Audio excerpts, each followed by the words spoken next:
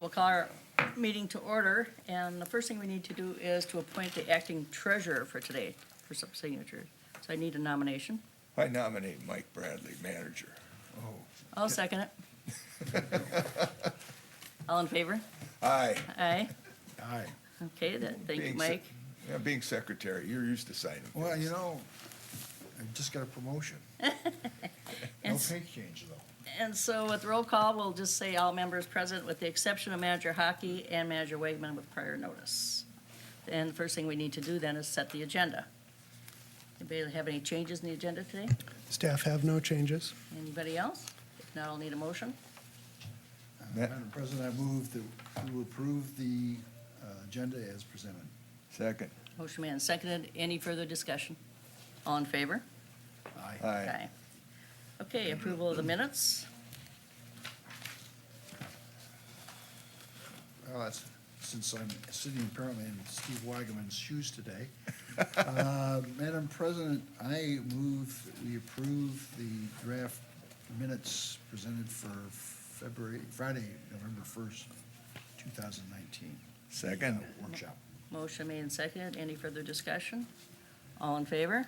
Aye. Aye. Madam President, I move that we approve the minutes from the regular meeting of the Rice Creek Watershed District Boards that was Monday, November 4th, 2019. Second. Motion made and seconded. Any further discussion? All in favor? Aye. Consent agenda. Anybody like to pull anything, or do we need any presentations today? President Preiner, Board of Managers, we have 6 applications for consideration today. I would note one change for permit application 19107, starts on page 46 of your packet. The change would be on page 47. The addition would be for conditional approval item, submit the permit application with the signature of the successful bidder to the district. Okay, let's back up a minute. Yeah, slow down there, Patrick. You're doing fine already. You're rushing us. Okay, what page are we on? 47? 47, it would Okay. be a new item number 2. Okay, And then it would be submit the permit application with the signature of the successful bidder to the district. And that's under administrative? Correct. It's a common item for public entities. I just want to put, okay. And that's the only change for you? Correct. Okay, thank you, Patrick. So we'll need a motion, unless there's questions. no, I don't have any questions. I'll move that we accept the table of contents permit applications with approval for 18-124 and Caprock for 19-090, 19-096, 19-101, 19-107, and 19-108. With the amendment. With the amendments that provided in on page 47 of the packet. What was the permit number? I've forgotten now. 19107. 19-107, yes. Thank you, Mike. I'll second that. Okay, motion made and seconded. Any further discussion? All in favor? Aye. And welcome to your new seat there, Yes, Patrick. welcome, Patrick. Okay, so the next thing on the agenda is the public hearing. And I'll go ahead and recess the regular meeting. And then, yes, I'll recess the regular meeting and we're going to public hearing. It's the Morel petition for repair of Anoka County Ditch 102232. So I will read the repair hearing. I'd like to welcome everyone today who has come this evening in the audience. Welcome. The purpose of this hearing is to receive evidence from all parties interested in the petition to the repair of the portion Branch 1 of Anoka County Ditch 102232. Please note that our proceedings this evening are being recorded and notes are being taken by our staff. The order of business for this hearing is as follows. First, Mr. John Kolb, the Drainage Authority's attorney, will explain the process which has brought us to this public hearing and the purpose of the hearing. Following Mr. Kolb, the Watershed District's Administrator, Mr. Tomzak, will review the notice requirements. Following Mr. Tomzak, Mr. Otis of Houston Engineering will review the repair report regarding Branch 1, Anoka Ditch 102232, and present his conclusions and recommendations. Following the engineer's presentation, I will open the hearing to the public comment. At the petitioner's request, I will invite the petitioner and/or his consultants to make a presentation before taking comment from other members of the public.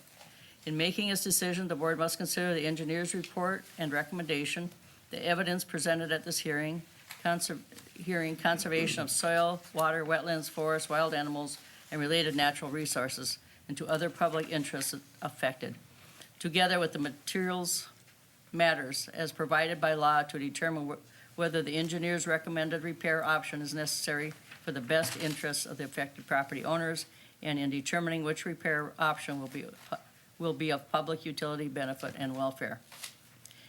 Any of the boards like to make any comments before we begin? Any of the board members? I have no comment. Any comment? Okay, then we'll start with Mr. Cole. Madam President, members of the board, you are conducting this hearing this evening pursuant to Minnesota Statute Section 103E 715, which is the provision of the Drainage Code, which allows a landowner benefited by a public drainage system to petition for repair of that public drainage system. Mr. Morell is the owner of property originally benefited by the original construction of Branch 1 of Anoka County Ditch 102232. Repair means to restore all or part of the drainage system as nearly as practicable to the same hydraulic capacity as originally constructed and subsequently improved. And for a petitioned repair, if the board determines that the drainage system is in need of repair or needs to be reviewed, it has to appoint an engineer to examine the drainage system and make a repair report. In the present matter, the board received a petition, determined that there was need for, at a minimum, review of the system, Branch 1, to determine whether repairs were absolutely necessary and what repairs might be warranted.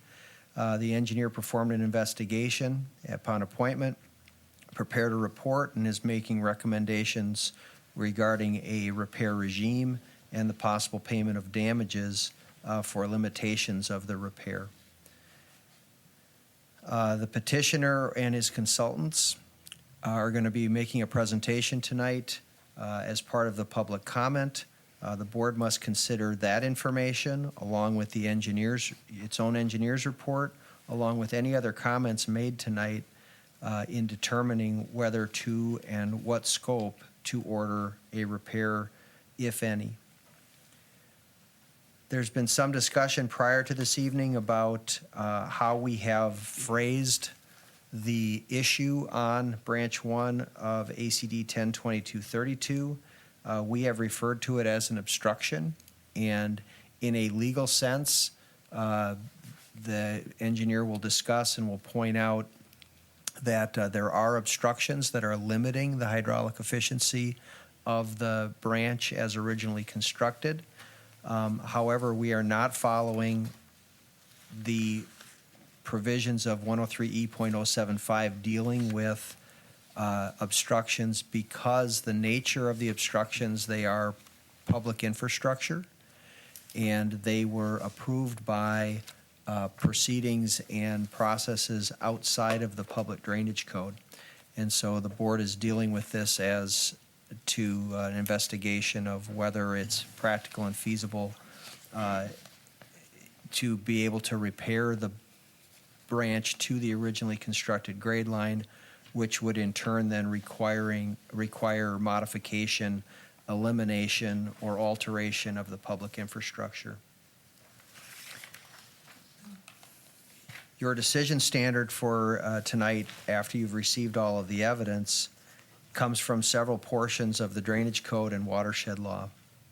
First of all, as the President had indicated in her opening remarks, you must make a determination as to whether the requested repair or some alternative to the requested repair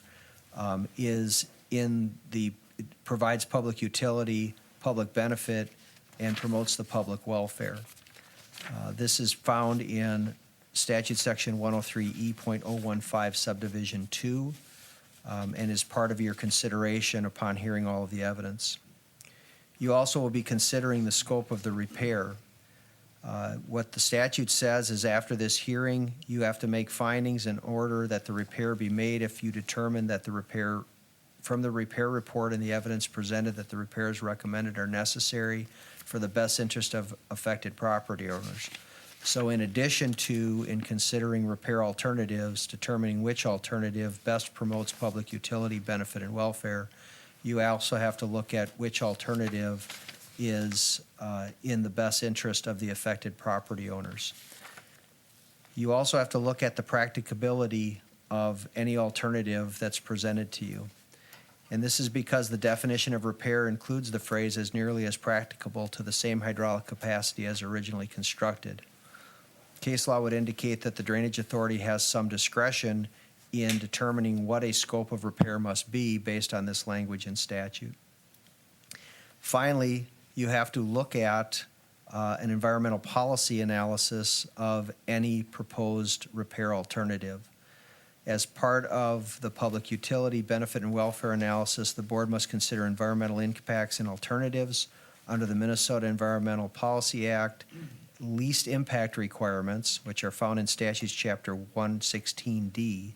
No state action significantly affecting the quality of the environment shall be allowed, nor any permit for natural resources management or development be granted where such action has caused or is likely to cause pollution, impairment, or destruction of the air, water, land, or other natural resources located within the state, so long as there is a feasible and prudent alternative consistent with the reasonable requirements of public health, safety, and welfare, and the state's paramount concern for protection of its air, water, and land, and other natural resources from pollution, impairment, and destruction. So again, tonight, after you've heard all the evidence, you have to determine what the evidence demonstrates regarding public utility, benefit, and welfare of the repair options, either presented or additional repair options that might be considered by the board. You have to determine from the record and weight of evidence the most practicable of the repair options provided by the engineer, or whether there's an additional option or additional options that should be investigated. You also have to determine, based on the evidence, which repair option is necessary for the best interest of the affected property owners. As part of that, if during the proceedings you determine that there are further repair options that the engineer should consider, you can refer this back to the engineer, recess the proceedings, or continue the proceedings, and have the engineer pursue those alternatives that the board may be considering. Finally, you may have an opportunity or a requirement to consider damages as part of your decision. And again, the statute 103D allows you, as the managers working with your engineer, to come up with a damage determination based on the action that you're proposing. And so one of the questions you'll have to consider tonight is whether the engineer's evaluation and recommendation of damages reasonably reflect actual damages resulting from a decision. And this would be only in the case if you followed the engineer's recommended repair alternative 1, which is a limited repair and then the payment of damages. And then finally, if there's any additional damage data or information that is presented, you must consider that also as part of your final decision.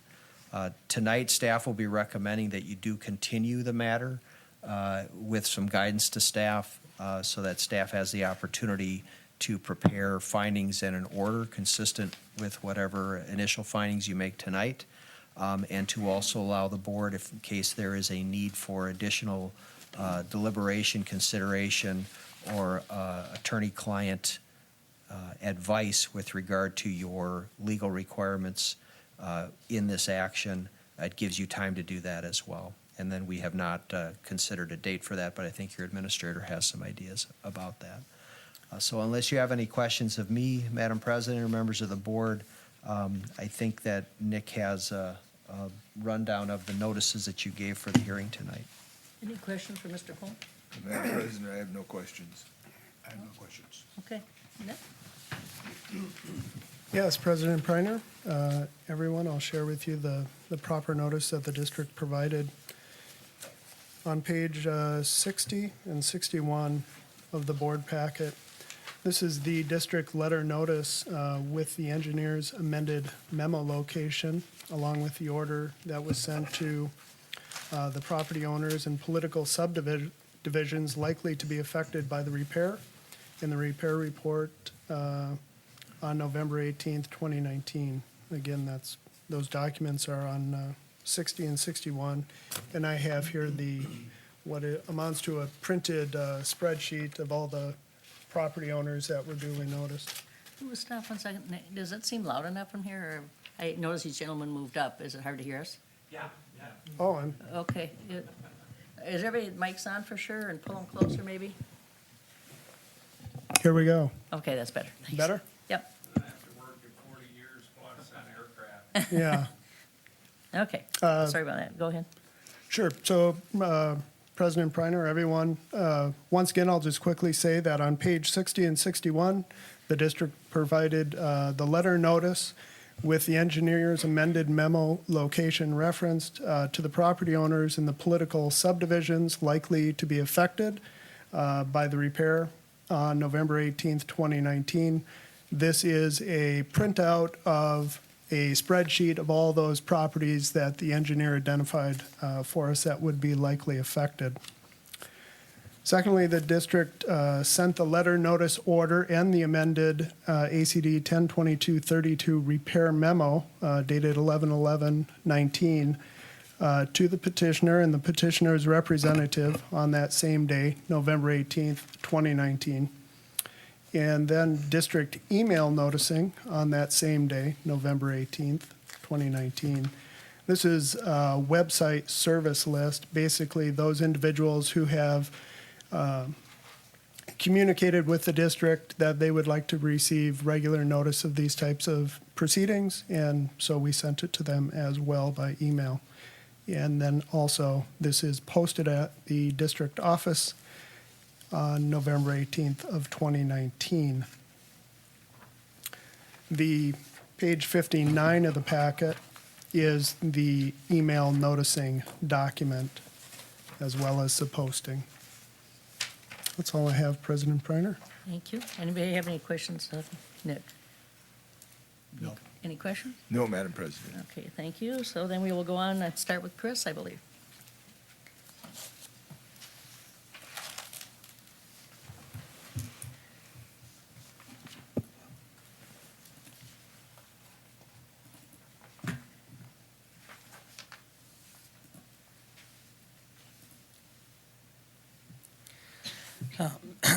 Madam President, Board of Managers, I was asked to prepare a report related to the petition for the repair of Will County Ditch 102232.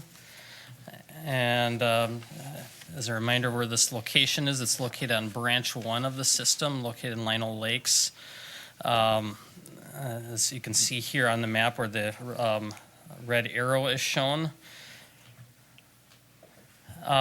Talk a little bit about some of the activities that have occurred along this drainage system in the last 20 years. In 1999, the Century Farms development was constructed, and at this time, there was a storm sewer that was constructed along branch 1 of 102232 underneath Palomino Lane. With the construction of that, that was where the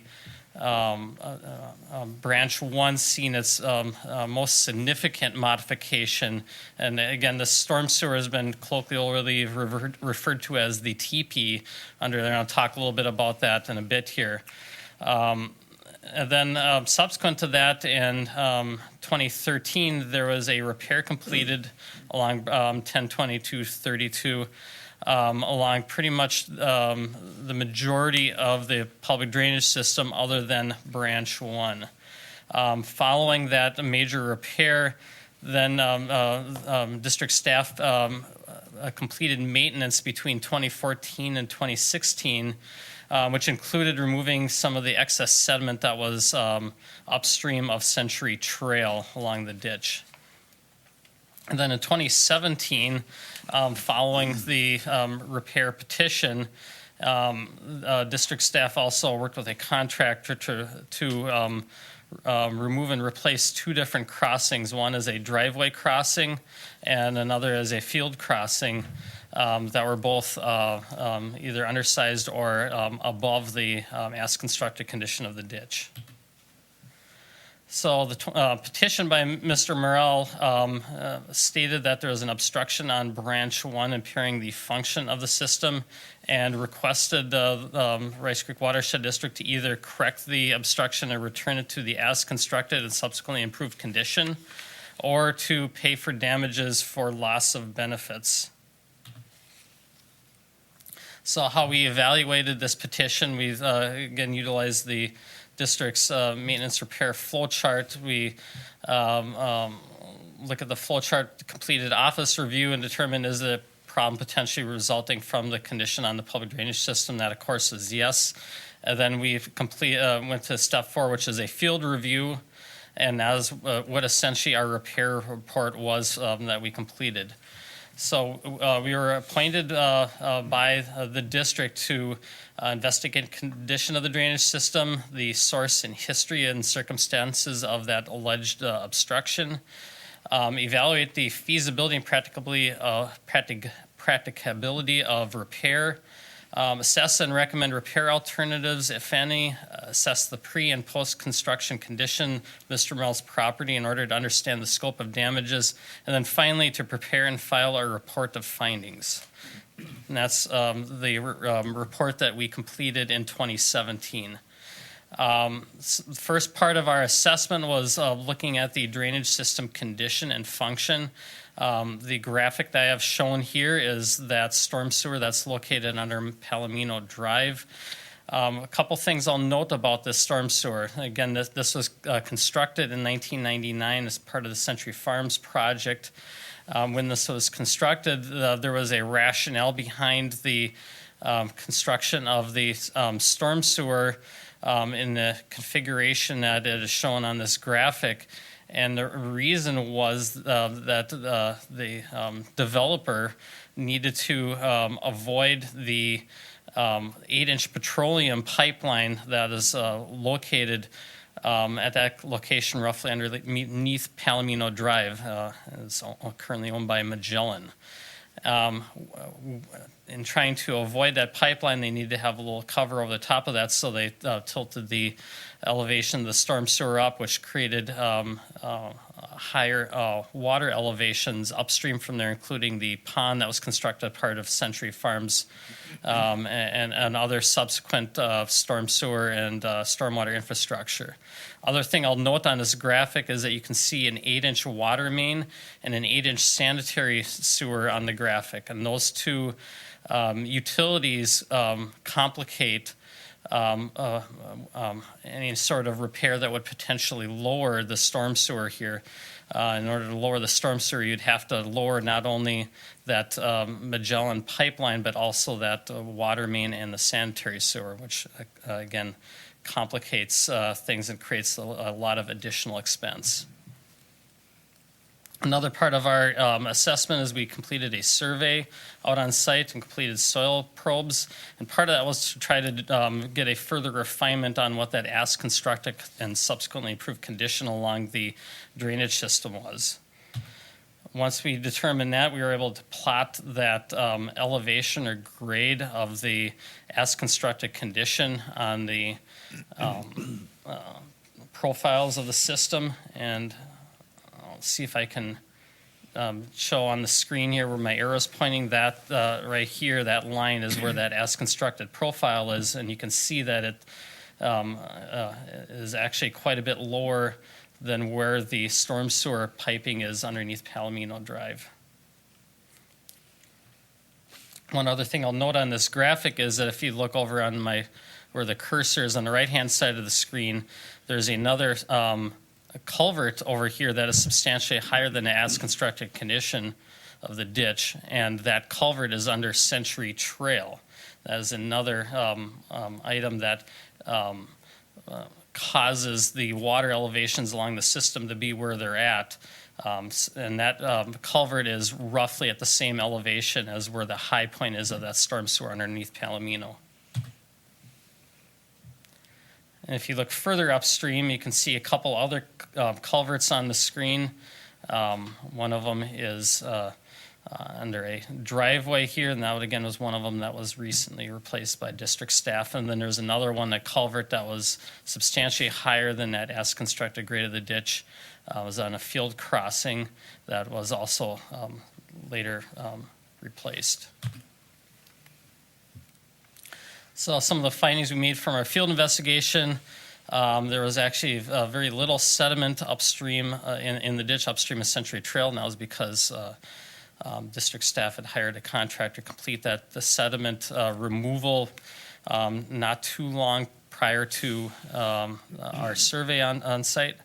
The ditch downstream of Century Trail at the time of our survey needed to be cleaned. And I understand there's been some work done by district staff in that area subsequent to that. And we determined that the culverts needed cleaning. You can see one graphic here where there's quite a bit of debris in one of the culverts, and that, again, has been remedied by the district's contractor. So part of our the other part of our review is to take a look at what wetland conditions were on Mr. Morell's property prior to the construction of those two storm sewer and culverts created as part of the Century Farms development. And again, this would be prior to 1999. So we took a look at historic aerial photos from 1938 all the way up to modern photos, and here's a sampling of some of them that we looked at. And we had a certified wetland delineator on our staff look at these photos and try to determine conclusions of the condition of wetlands on the site in those years. And based on that analysis, and I have a further detail of that in the report, based on that analysis, our conclusion is that the wetland extent on the Morell property has not changed over the years, at least from what we can tell from the aerial photography. Following this, our preparation of our 2017 report, we completed another memorandum in 2019. This was related to a Wetland Conservation Act NOLAS that was submitted by Mr. Morell. And in preparing this memorandum, we took a look at the potential for lateral drainage from the public drainage system if it were in a condition at the as constructed and subsequently improved condition with essentially no water in the ditch at that point. We determined what the maximum amount that ditch could possibly drain from lateral drainage effects in terms of how much wetland potentially could be drained or lost as a result of that fully functioning condition. And what we determined was, based on our calculations, which utilize Van Schilfgaard equation, that the repair to that as constructed condition could at most drain wetlands 130 feet from the ditch bottom. Again, that's at most. That doesn't necessarily represent what would have been drained had the drainage been fully functioning at that as constructed elevation. So this conclusion, and then the extent of that 130 feet is shown as the red line on the map. So we feel that this corroborates our conclusions from our previous aerial review that the ditch itself has very little effect on the extent of the wetlands on the property. So we were taking a look at what other factors could be related to the wet conditions that are observed on site. And again, we do know that the water levels are higher in the ditch than what would otherwise be there if the ditch were at the as constructed, subsequently improved condition. However, we also had noted that there were the clogged and undersized driveway and field culverts that I had noted earlier. Those again were replaced by district staff working with the contractor. The accumulated trash had also had an effect on that. Another thing I'll note is seasonal rainfall. We've been in a very high historic rainfall period in the last 5 years. This table that I have shown here is what we had included in our 2017 memorandum. It showed the rainfall conditions over the previous 3 years. compared to the 30-year normal, and every one of those 3 years was above that 30-year normal for June, July, August, and September rainfall, with 2016 being almost over 7 inches more in that, for that 4-month total than the 30-year normal period. And as you know, you're well aware, we've had some very large seasonal rainfalls in the last couple of years, particularly this last year. So we've reviewed 3 different alternatives for repair on the drainage system. The first one would be is to maintain the system at its current elevation with the current storm sewer and culvert elevations that are located along this part of the system, and then pay damages, if any, for the damage that would be caused by those higher water elevations. The second alternative would be to complete a repair down to that as constructed and subsequently improved condition. And the third alternative we looked at would be something that would be, I guess, somewhat of a compromise to between the two. It would involve installing a ditch plug at the end of branch 1 where it comes into the Century Farms pond, and then pumping the ditch dry from branch 1 upstream of the pond. So effectively, this would leave the Century Farms pond and the infrastructure under Palomino Drive at the same elevation, but pump down the ditch instead. So if we look at the first alternative, maintaining the existing condition, it is exactly what it says. A few of the components besides just general excavation along the drainage system as needed. We had included in our recommendation removing trash from the culvert, which already has been completed since time of our original report, and paying damages. The effects of this alternative, we took a look at what the damages would potentially be based upon, and we've determined 2 different potential criteria. The first one would be the volume of fill required for buildability on the site. I'll talk a little bit more about that in a bit here. And the second one would be the cost of wetland replacement credits if there were any change in wetlands on the site. However, since we determined through our area photo review that there was no wetlands have been created by the presence of the storm sewer and culvert along the drainage system, that no replacement credits would be required. So this item we did not analyze any further. And based on those damages from the volume of fill, we computed an estimated cost of about $5,500. And I'll talk a little bit about how we determine that. Essentially, we've used as our standard looking at defining buildability as any area on the site which would be above the 100-year floodplain elevation on the site. And because of calculations we made, we determined that the drainage system in its current condition is holding the 100-year flood elevation, peak flood elevation, a bit higher than what the flood elevation would otherwise be under the as constructed and subsequently improved condition, meaning that the floodplain has actually expanded some on the site, and you can see that on the graphic here. The purple area would be where the floodplain would be under the as constructed and subsequently improved condition, that 100-year flood elevation. The area in the dark blue and lighter blue on the screen, that is where the flood elevation it is under current conditions. So basically, if we look at a cross-section of the Morel property, the green line I have shown on here is a sketch of what that might look like. In cross-section, we have a flood elevation under the as constructed and subsequently improved condition. We have a line here showing where that existing flood elevation is, and then to determine how much fill would be needed on the site in order to essentially create an elevation on the property to restore the floodplain extents to what they were at the as constructed condition.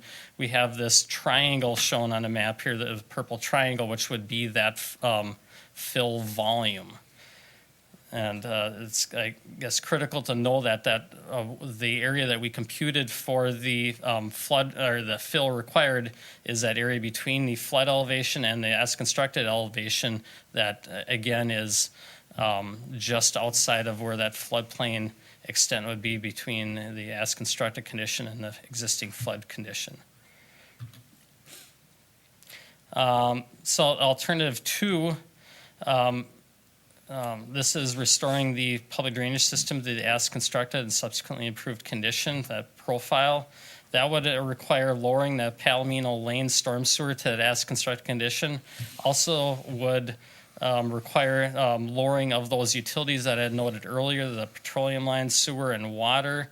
And that has some complications to it. Not only do those utilities need to be lowered, but in lowering the sanitary sewer, since it's gravity, it would require installation of a lift station, which would require a substantial amount of cost, plus reconstruction of roadway pavements.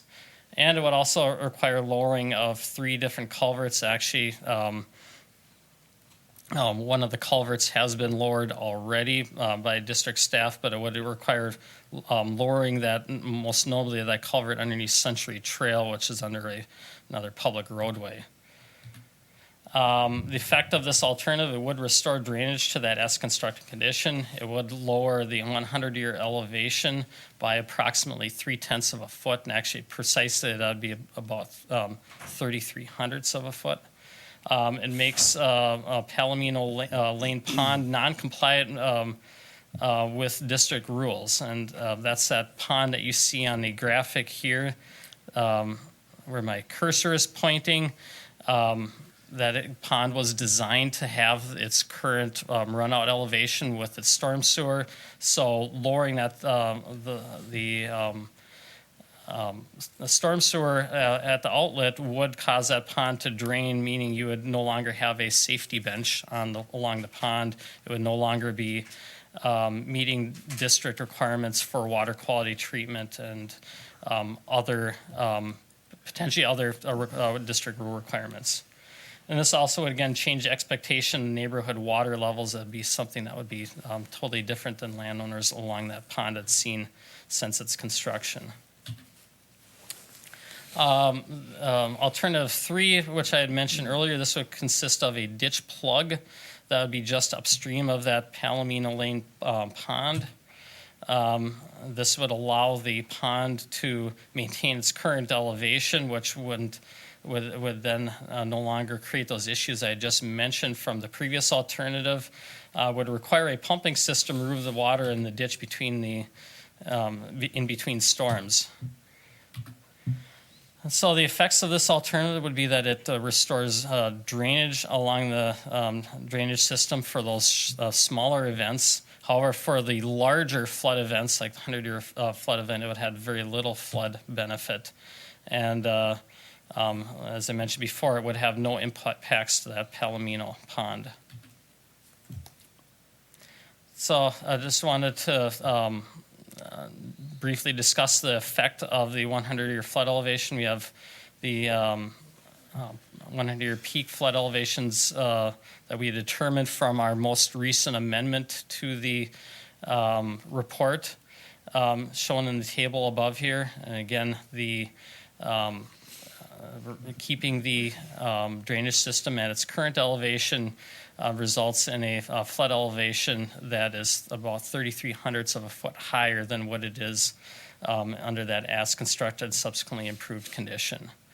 And I guess at this point I can also mention what the change in flood elevations were from our amended report. We were asked at a previous board meeting to take a second look at our calculations based on more current modeling information we had, including incorporating the land use conditions that are located at Century Farm 6th Edition. That would be upstream from the Morel property. So we did complete that analysis with the Century Farm 6th Edition land use and stormwater infrastructure within the model. And we also had other various model modifications that had been made and updated since 2017, including some related to the hydrographs used in the evaluation of the model.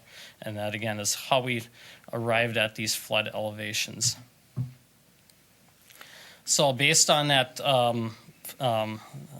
quantity of fill that we determined, that would be required in order to raise the elevation of the property that would otherwise be outside the floodplain of Mr. Morell's property up to that floodplain elevation. We determined a cost for hauling that material on the site of Mr. Morell's property at approximately $5,500. That was, again, using a cost based on hauling material from on-site onto his property. The cost of the other two alternatives would be for the as-constructed condition, approximately $660,000. And for installing the ditch plug and pumping north to Palomino Lane Pond, approximately $223,000.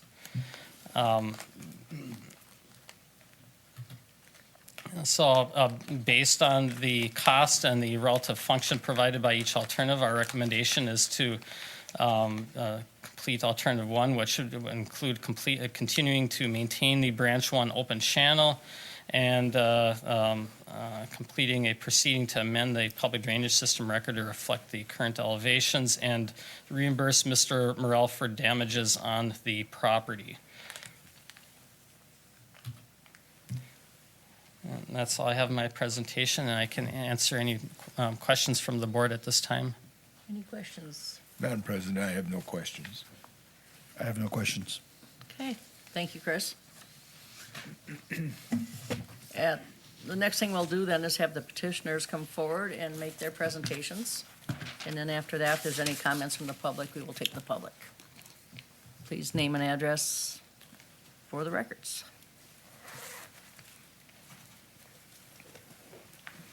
Hey, Chris, before you sit down, can you help me get my presentation up? Or maybe you? It's on here. Oh, it is? Yeah. Okay.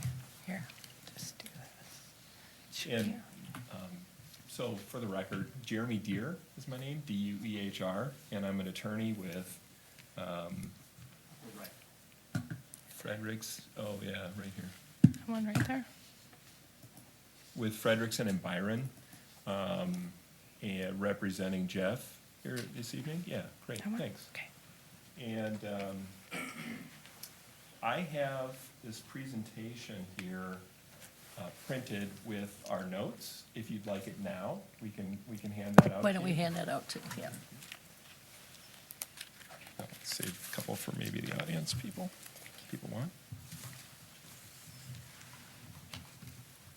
So I'm going to give a brief introduction. Prior to being an attorney, I was a wetland scientist and a wetland professional as well. I've had the benefit of doing hydrology studies within Rice Creek Watershed. Thank you. I should have known because I was listening to the band across the there. hallway. So again, prior to becoming an attorney, I was a wetland scientist and a wetland professional. Had Mr. Tomchak review my wetland delineations quite a while ago. But since I'm an attorney, we also have a PhD soil scientist here, Mr. Jim Arndt, who is going to give the bulk of the technical presentation. We appreciate you allowing us to be here tonight to give a presentation. What we really want to do is give credence to the complexity of this whole situation. Unfortunately, it's not just as simple as a ditch with a plug, but the watershed has changed dramatically over time. And so it's not just an impact on the floodplain, but it's also an impact, as Mr. Morell explained to you at the last meeting, his property is considerably wetter than it was before. And that's not just a floodplain, 100-year floodplain issue. That's a symptom of the ditch functioning as a stormwater pond now, and also receiving tremendous amounts of stormwater conveyance from surrounding property. So the water is right below the surface, and it's there for an extended period of time. So what we're really here to do is to work with the district to understand the issues and try to figure out really an equitable and fair solution, to talk about how the floodplain has increased. We appreciate Houston Engineering's report, but to also talk about how this property has been increased in its wetness and the wetland extent. We want to discuss the damages that are being considered potentially as one of the alternatives, but also introduce this concept of potentially regulatory relief because of the situation that's been presented to Mr. Morrell, talk about some potential options there. I talked about how this ditch has, I found it interesting here, the Watershed District here on the title of the agenda is it's a drainage authority. And what we have is a ditch that's not draining. And so Mr. Morrell really wants the ditch to start draining again. Jim will talk extensively about how this ditch and the ditch plugs, sorry, not plugs, but the invert and the TP have really been complicated and exacerbated by the surrounding development. Everything really just happened from 1998 on. And this increase of nearly 2.5 feet in the ditch elevation in the normal water level within the ditch. When you look at how flat, I'm sure you're all familiar with almost the entire Rice Creek Watershed District.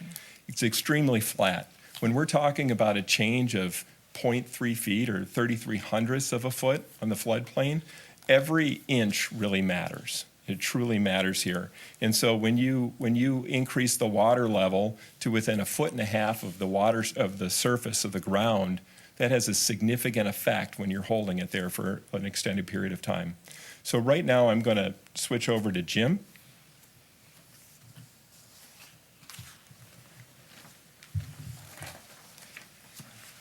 Dr. Jim Arndt, I'm working for Jeff Morrell.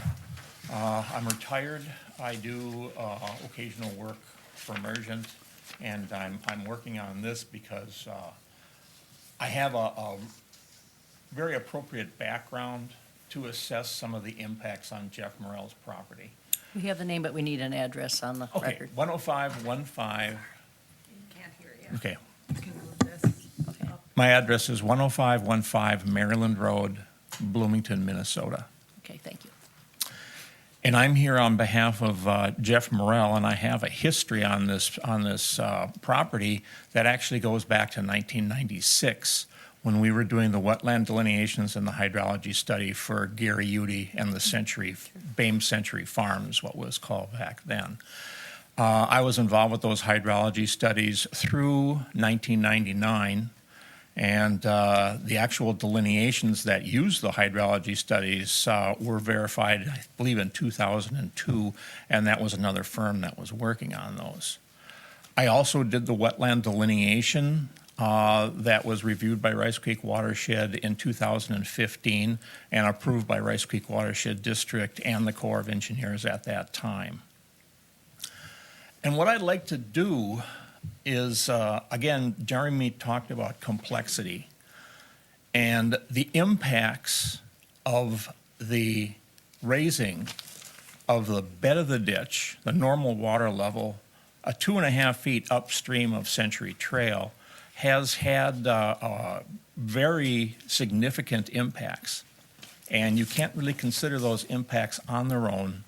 You have to take a look at what directed the changes in the hydrology of the watershed.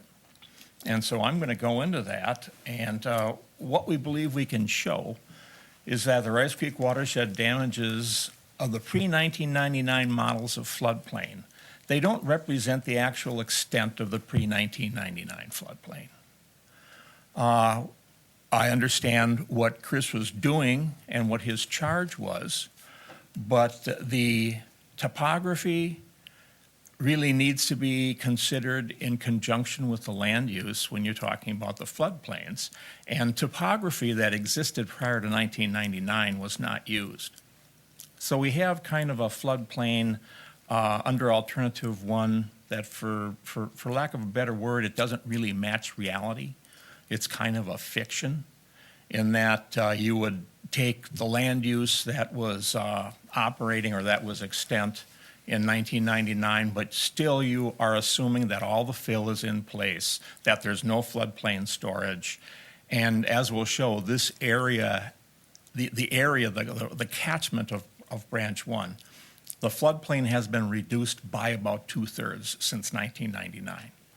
Rice Creek Watershed was not responsible for that directly, but the raising of the culvert that was done on behalf of Century Farms allowed them to develop their entire surface water management plan around the new elevation of the culvert. So all of the stormwater ponds, all of the mitigation wetlands are predicated, their elevation is predicated on having a normal water level in the ditch at 895 feet. The Morel property is at 895.5 to 896.5 feet in the peatlands that are actually affected. So the normal water level for a lot of water managers basically is the culvert invert, okay? What this actually has done is allowed stormwater hydrodynamics to result in a much more extensive period of ponding in the ditch. And then the raising of the culvert elevation creates a pond that has a normal water level that's 2.5 feet higher than it was. Those water features were used to set the stormwater ponds, all the mitigation wetlands, and they inadvertently affect the wetlands on Jeff Morrell's property. We also believe, and that's in contradiction to what the district's engineer has said, is that there are no wetlands. There's been no impacts to wetlands on the property. There are several very important modifications to the catchment that have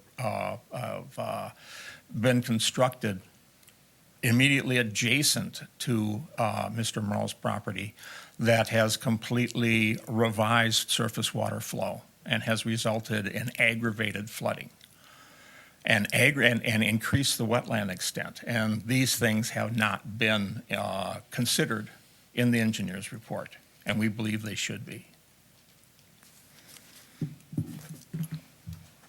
So with that, what I'd like to do is just give you a background. Again, I have a PhD in soil science and 35 years as a wetland scientist. I wrote the chapter on hydrology for the main book on wetland soils, and I have a fair amount of experience in this. And I just want to give you an idea as to actually what's going on Jeff's property, because it's not really just as simple as a 100-year flood going up by 0.2 acres or 0.4 acres. There have been a lot more impacts than that. First thing I'd like to do is just talk about Century Farms and the floodplain comparison. I have a picture here, 1991, pre-Century Farms, no storm water. It's basically a rural location with a lot of drainage that's going on. At that point in time, when Century Farms was being assessed for practicality and development, they were using the 1982 FEMA firm maps. That's Mr. Morrell's property. There was no floodplain there according to the 1982 firm maps. I understand floodplain assessment has changed, but that allowed the Century Farms to go in and do an awful lot of unmitigated floodplain fill. Rice Creek Watershed has an excellent floodplain ordinance. And the floodplain ordinance is designed to preserve the storage on the floodplain. And those are very beneficial uses.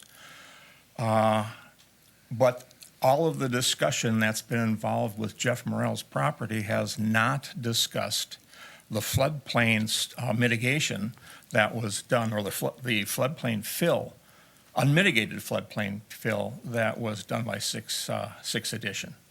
And what you see here is the current 2015 FEMA floodplain, and there's Branch 1, there's Jeff's property, and there is no floodplain to the east of Branch 1, in spite of the fact that those areas are primarily peat soils. As of 1999, those areas that were peat soils would be a part of the active floodplain, would store water, and a lot of the water the water volume that's represented here would be distributed over a much, much broader area. And we believe that needs to be considered when you're doing the floodplain modeling. So, and we also think that again, 6th edition land use and topography would accurately establish the pre-1999 floodplain extent to compare to the current floodplain. That information is available. Obviously, you have air photos for the land use, but the developer of Century Farms has got the topographic map. You can take the modeling methodology that you have used and apply that to the catchment of Branch 1 by utilizing the same models that you have right now. Then you could determine what the actual floodplain was in 1999 and what the impacts of that would be on the modifications that are being planned for the ditch. And it also explains an awful lot about the things that Jeff is experiencing on his property, which are significant. Can I, Madam President, can I just ask where in your written materials I'd find that last paragraph? What was, If you go back one slide. how do I do that? Okay. Your point 4 here. I can either ask you to pause while I write it down in my handwriting, which is awful, or if you have it in your written materials here, then I could just circle it. No, that's something that we will be providing for a revised or updated no net loss, because the topography was a concern where we were contending that an area was similarly situated, and both the TEP and the engineers have thought that they were not similarly situated. That topographic information was provided by my partner, Ron Peterson, from files that he had kept from 1997 through 1999. The DXF file that contains the topography is available. And you'll see some pictures that were taken back in 1997 when the wells were installed and we initiated the hydrology study. Okay, so to Mike's question. I've written it down You've while I got it, second. okay. But I'll try to be shorter. just a minute, are you, Mike, did you say your number 4 on the screen up there, it begins the 6th edition? You Yeah, can't find it? that's what I was writing down. Well, Right. that's right here on this picture here, number That's 4. That's why I was asking if it was over here. Yeah, it is there, yeah. Okay, Yeah, the topography Yeah, was no, I just done in just wanted to 2000. make sure we're on the same page, that's all. Yeah. Oh, okay. Because I can get easily confused. Okay, so do I. Okay, this is just an example of the floodplain modeling between new and old. And this is a question that I had because it's my understanding that the board was interested in finding out what the floodplain was like in 1999. And I took a look at the data that was done to adjust for that, and they have a difference of about 1/10 of a foot. I think it's unusual. It would be extremely unusual to reduce the floodplain by 2/3 to 3/4 through unmitigated floodplain fill and have the water levels change 1/10 of a foot. So again, I think that it's important, if you're interested in assessing what the floodplain was actually on the property in 1999, that you would want to do that modeling using the recent technology.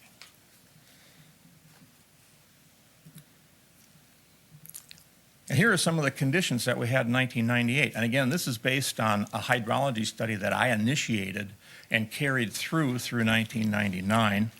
I won't go into the details of the hydrology study, but it was initiated because most of the areas on this property, on Beam Century Farm, and also on the Twin City Players Club property, and on several other large parcels around the metro, we found that you couldn't use Van Schilfgaard's equation. And I'll be discussing that again in the no net loss that we put in. But Van Schilfgaard's equation is not really appropriate here for a lot of reasons. Number one, it wants stagnant water flow, no recharge or discharge, and it doesn't handle surface water ponding at all. And you will notice that when you do the Van Schilfgaard analysis, there's an awful lot of upland that is included in the areas that are supposedly drained, or a lot of wetland that's included in those areas, and vice versa. There's a lot of upland in areas that shouldn't be drained, given the scope and effect. I would also like to say that we actually were requested, Sandy Veary and I were requested to provide guidance on scope and effect to the Board of Water and Soil Resources and to the Corps of Engineers. That was actually in about 2012, and that eventually resulted in Bowser retaining a drainage person on staff because of the complexity of the issues that we were finding. Okay. Wells 24 and 25, this I want to emphasize, 24 and 25 are now under 6 to 10 feet of fill. And that fill is now serving the Robinson Drive residences, and they abut Mr. Morell's northern property boundary. Okay? It's a dam. It dams water up. And what I'm going to show you is that the ditch regularly overflows. It's not every once in a while. It regularly overflows and fills up that wetland, which used to drain to the north but no longer doesn't, and now it drains to the south when it gets really high. And all of these things have a significant impact that have altered what you see here, which is essentially flat peatland that is drained and is hayed. And Mr. Morell took hay, he took 2 cuts of hay off prior to 1998. That's what you said, Jeff? 2 cuts of hay a year. Yep. And also that hay was not sold regularly. He worked in partnership with Jay Molitor, who I actually worked with because we were on Bame Century Farm. So Jay basically took a lot of Mr. Morell's hay, and Mr. Morell is he's not a farmer, okay? He's an airplane mechanic. So this was a convenience, and the fact that you have haying and agriculture use on this property doesn't mean that it's wetland. And that's one of the conclusions that came out of the report, is that they consider that evidence, that the area wasn't put into corn and soybeans, that it was hayed, and then they actually didn't even look at where the surface water was being ponded. Now I'll go into that in some detail in a little while.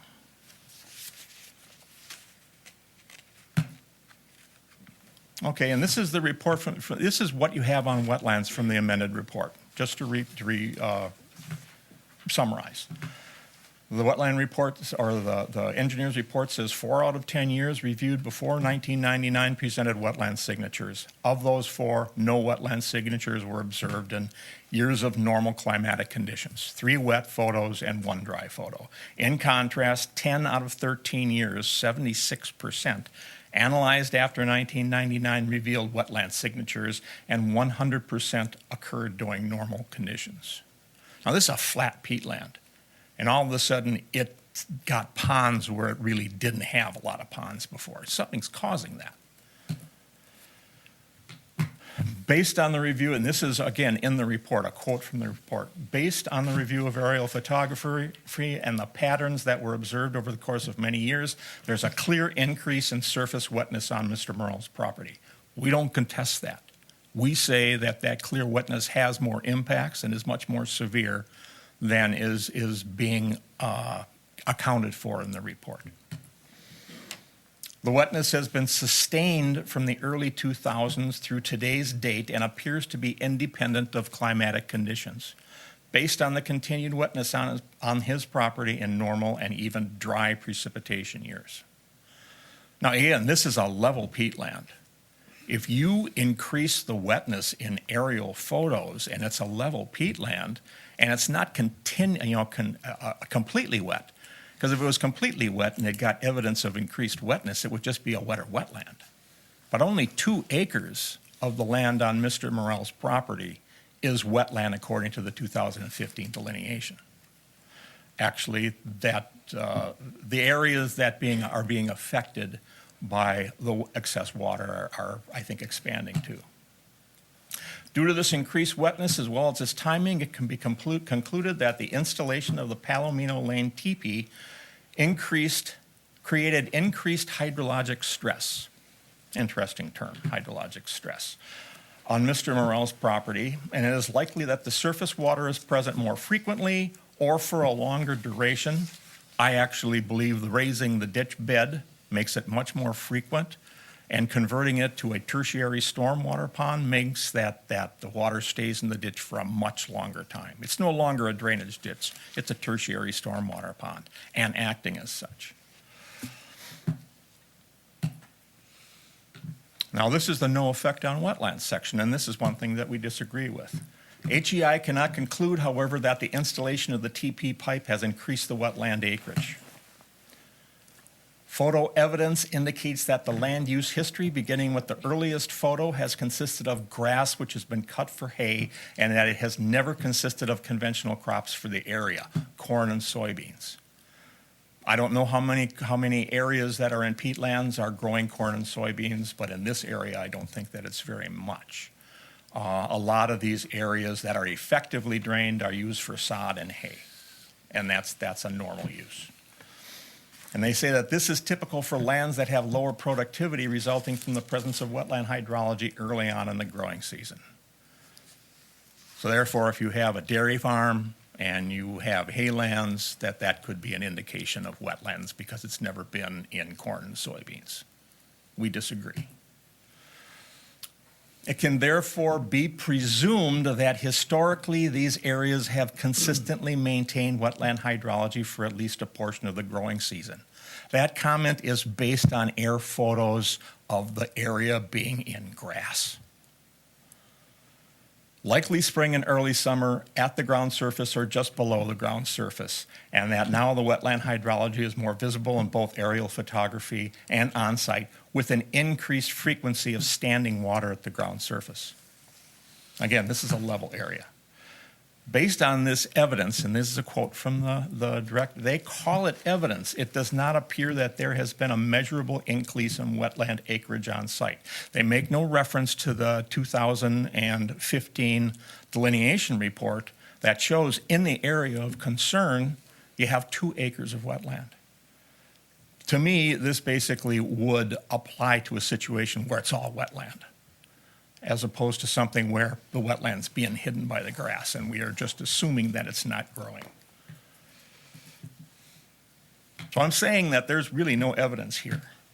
The report considers grass vegetation and land use a primary indicator of hydrology, and then says that the area is wetland because of that, and that there has been no increase. Haying is not evidence of wetland. In a peatland this flat, the only way that a substantial increase in surface wetness would not correspond to an increase in wetland is if the entire area was wetland. Approximately 25% of Mr. Morell's property is currently wetland. I'm going to show you some pictures. Conditions in October 2019. Could I ask Yeah. how long your presentation's going to be for, just in general? Because it's getting to be, Okay, We need to tighten it up a little I'll go bit. through it quick. Okay. I'll go through it quick. okay.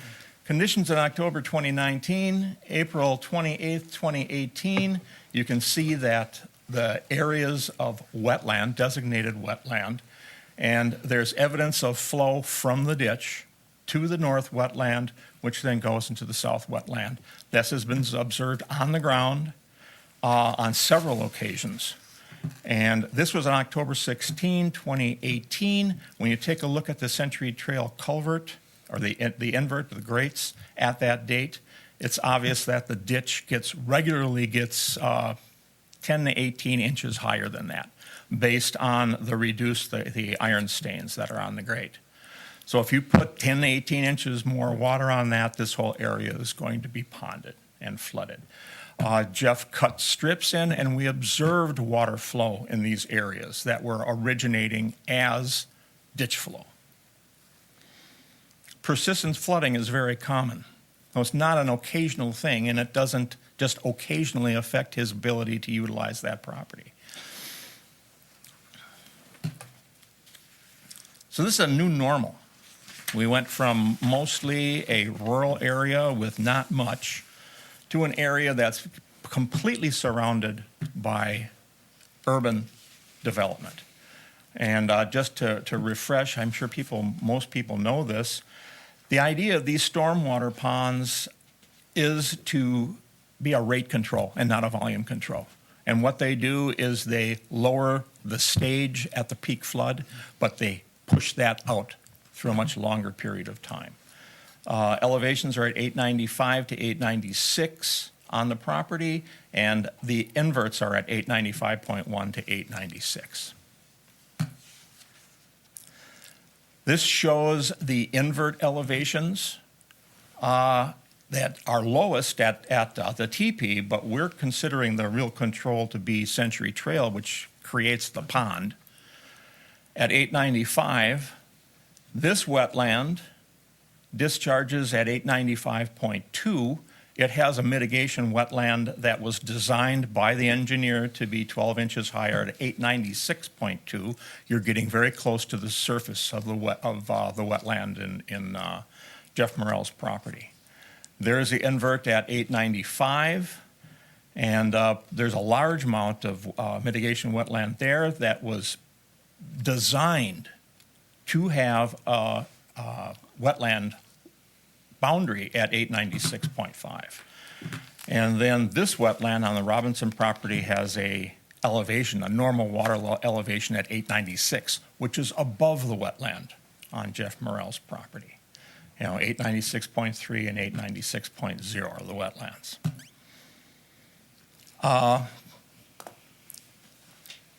Houston Engineering talked about damages.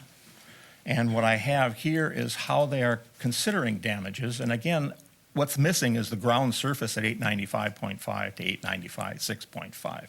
You start modifying the modeling for the floodplain, a couple of inches makes a very large difference. And that's why it's important to appropriately model these things. I also wanted to show, if I can, there. This is relatively accurate as far as the elevations go, but it shows the original Century Trail as constructed, subsequently improved condition at a pre-1999 normal water level of 892.6. The new water level set by the inverts is at 895.1. Again, you're approaching the level of Jeff Morrell's property. The Morrell wetland is at 896.3 and 895.8. And the bed of the ditch has been raised 2.4 feet. These are all the stormwater features, along with their normal water levels. They're all packed in really close to the surface of the property. So not only are you having a situation where the ditch has a normal water level close to the surface of the property, all of the stormwater is predicated on the invert elevation under Century Trail, and the stormwater have normal water levels very close to or above the property. Observations, I'm getting close to the end. The hydrologic modifications essentially turn branch 1 from a drainage feature to a stormwater pond. It provides base level control for the replacement wetlands that are very close to the property and inadvertently for all water features on the Morrell property, including the wetlands. That's not discussed in the amended report. We note that the current Morrell boundaries are at essentially the same elevation as the replacement wetlands.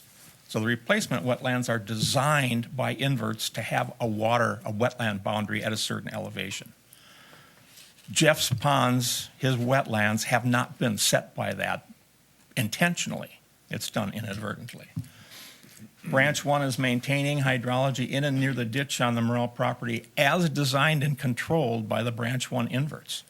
So this whole surface water management system was predicated on the TP being at a certain elevation and Century Trail inverts being at a certain elevation. Those effects are not discussed in the amended report. The ditch regularly overflows, providing water to fill the dammed north wetland, which then overflows and subsequently fills the south wetland. This is something that we've noticed frequently on the property. That's not discussed in the amended report and prevents the use of scope and effect equations, and I'll discuss that at a later time. The fill of the pre-existing drainage ways for Robinson Drive is an important hydrologic feature that was not considered in the report. It dams northern flow and creates the north wetland. It dramatically increases surface flooding and wetland extent, and that's not discussed in the report.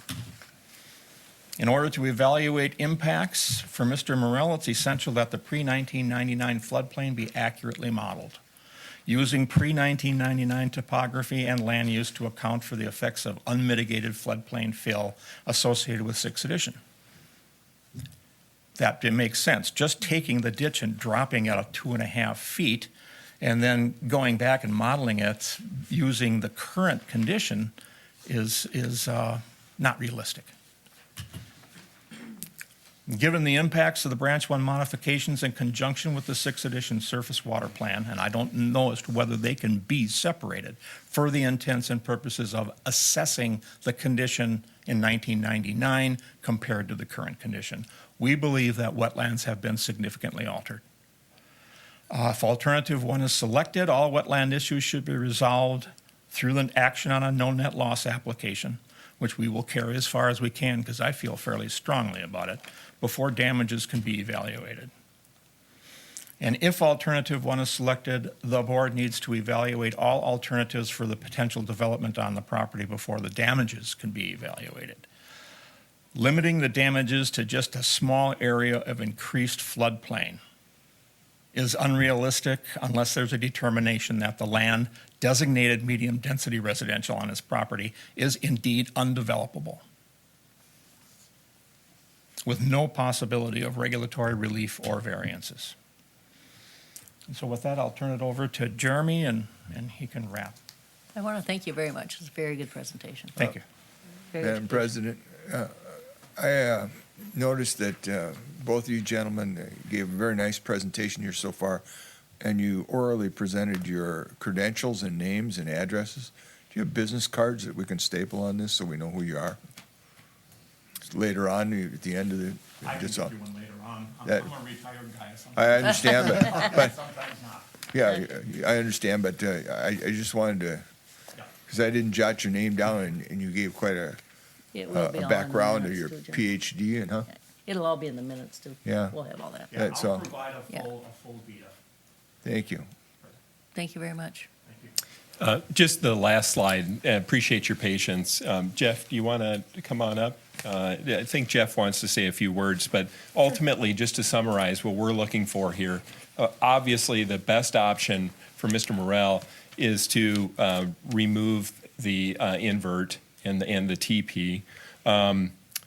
If there is a damages consideration, it shouldn't just revolve around the floodplain impacts, the 100-year. It should also take into consideration just the impacts on the wetlands and also just the impacts on the wetness in the lack of usability now for his property on a consistent basis and that surface water flooding.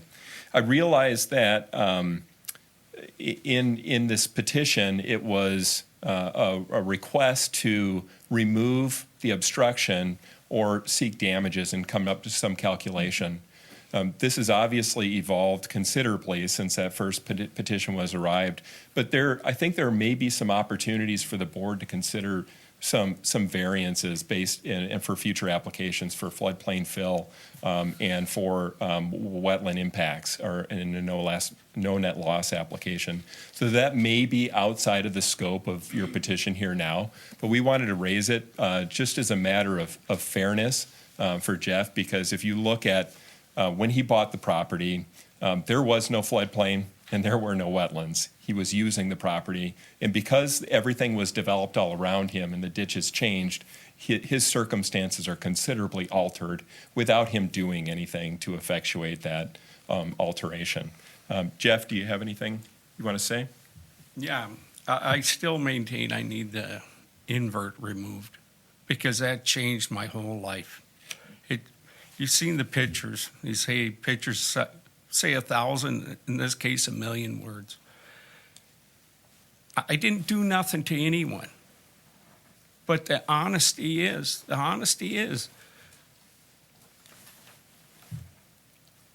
I offered you all to come out to my land and take a look at it. If you came out and seen it today, there's snow there, but underneath the snow is all ice. It's all ice. The ditch that's supposed to drain water to the south is filled completely. If I had done this to someone else, I'd be bankrupt. And right now, my land is absolutely worthless. It is. It is absolutely worthless. Thank you. Yep. We are looking at all the issues. May I ask just a couple Thank you factual for- questions? Yeah, I don't, go ahead. How many acres of affected land are we talking about? 8 acres. 8 acres? I bought the land in, Here, come on over here. I'm sorry. Make sure it gets on the record. I bought the land in 1987. And the other 5 acres are, adjoining in 1988. Because I raised my family there. I was happy there. So what is your hope how to use this land going forward? Well, I had, I forget the name of the engineer, but to build homes. He had a plan for 22 homes there. I never seen, that's why they put in that, it's Morrell Drive or whatever, on off Robinson Road there, to come onto my property because the city wants it developed. Medium density, basically the same thing that's right next door to me. And for your attorney, the no net loss application, you're going to try to develop what through that? Through the no net loss application, through trying to develop that, the 2015 wetland delineation is not a complete and accurate representation of the wetlands on the property. That prior to that, basically the current conditions of wetlands have resulted from the surface flooding and the additional water impacts. And prior to that, in 1998, when the adjacent property to the north was developed, similarly situated, maybe even a little lower topography, that did not have wetlands. And so the same case would be here now, but not for the development and the flooding, we wouldn't have wetlands. And Madam President, one more last question if I could. I'm not understanding the argument that if we were to remove the teepee and lower the ditch by 2.5 feet, that undoes the damage, whatever, caused by your neighbors, both north of you by putting in a dam and to the east of you by filling the floodplain. It doesn't, really. I think Come on up there, Jim. the concept and what I've seen on the ground is that Closer. Thanks. it's actually a gestalt. So you can't really separate the ditch function from the stormwater ponding function that was developed on 6th edition. I wanted to ask Chris a question about that. He was talking about what happens when they drop the level 2.5 feet, and they have some concerns about storage on the Palomino Drive pond. Well, you have a whole lot of mitigation wetlands that are designed by those inverts to have wetland boundaries at a certain level. They're going to dry. The stormwater, I don't know what the impact would be for stormwater, but you're going to have stormwater with invert elevations going down into the ditch that are going to be 2.5 feet above the base level of the ditch. One other thing that I wanted to say about the wetland issues, just to show you how complex some of this is Jeff was considering having mitigation wetlands, actually using the Bowser and the Corps mitigation process to develop mitigation on his wetlands and on his land and sell credits. The fact that there are 2.5 acres of 2015 wetlands on there right now And these are wetlands that I can show didn't exist in 1999. That pretty much precludes him being able to develop a mitigation bank because the acreages don't work out. So, yeah, he is locked out from the regulatory process from doing anything productive on his property. He can't develop it, and he really can't do a mitigation bank. And it's a level wetter peatland now. Okay. With that, is there anybody in the public that'd like to comment? We're going to open up to the general public. Anybody that'd like to comment? Okay, well, seeing none, we need to get to the next step here.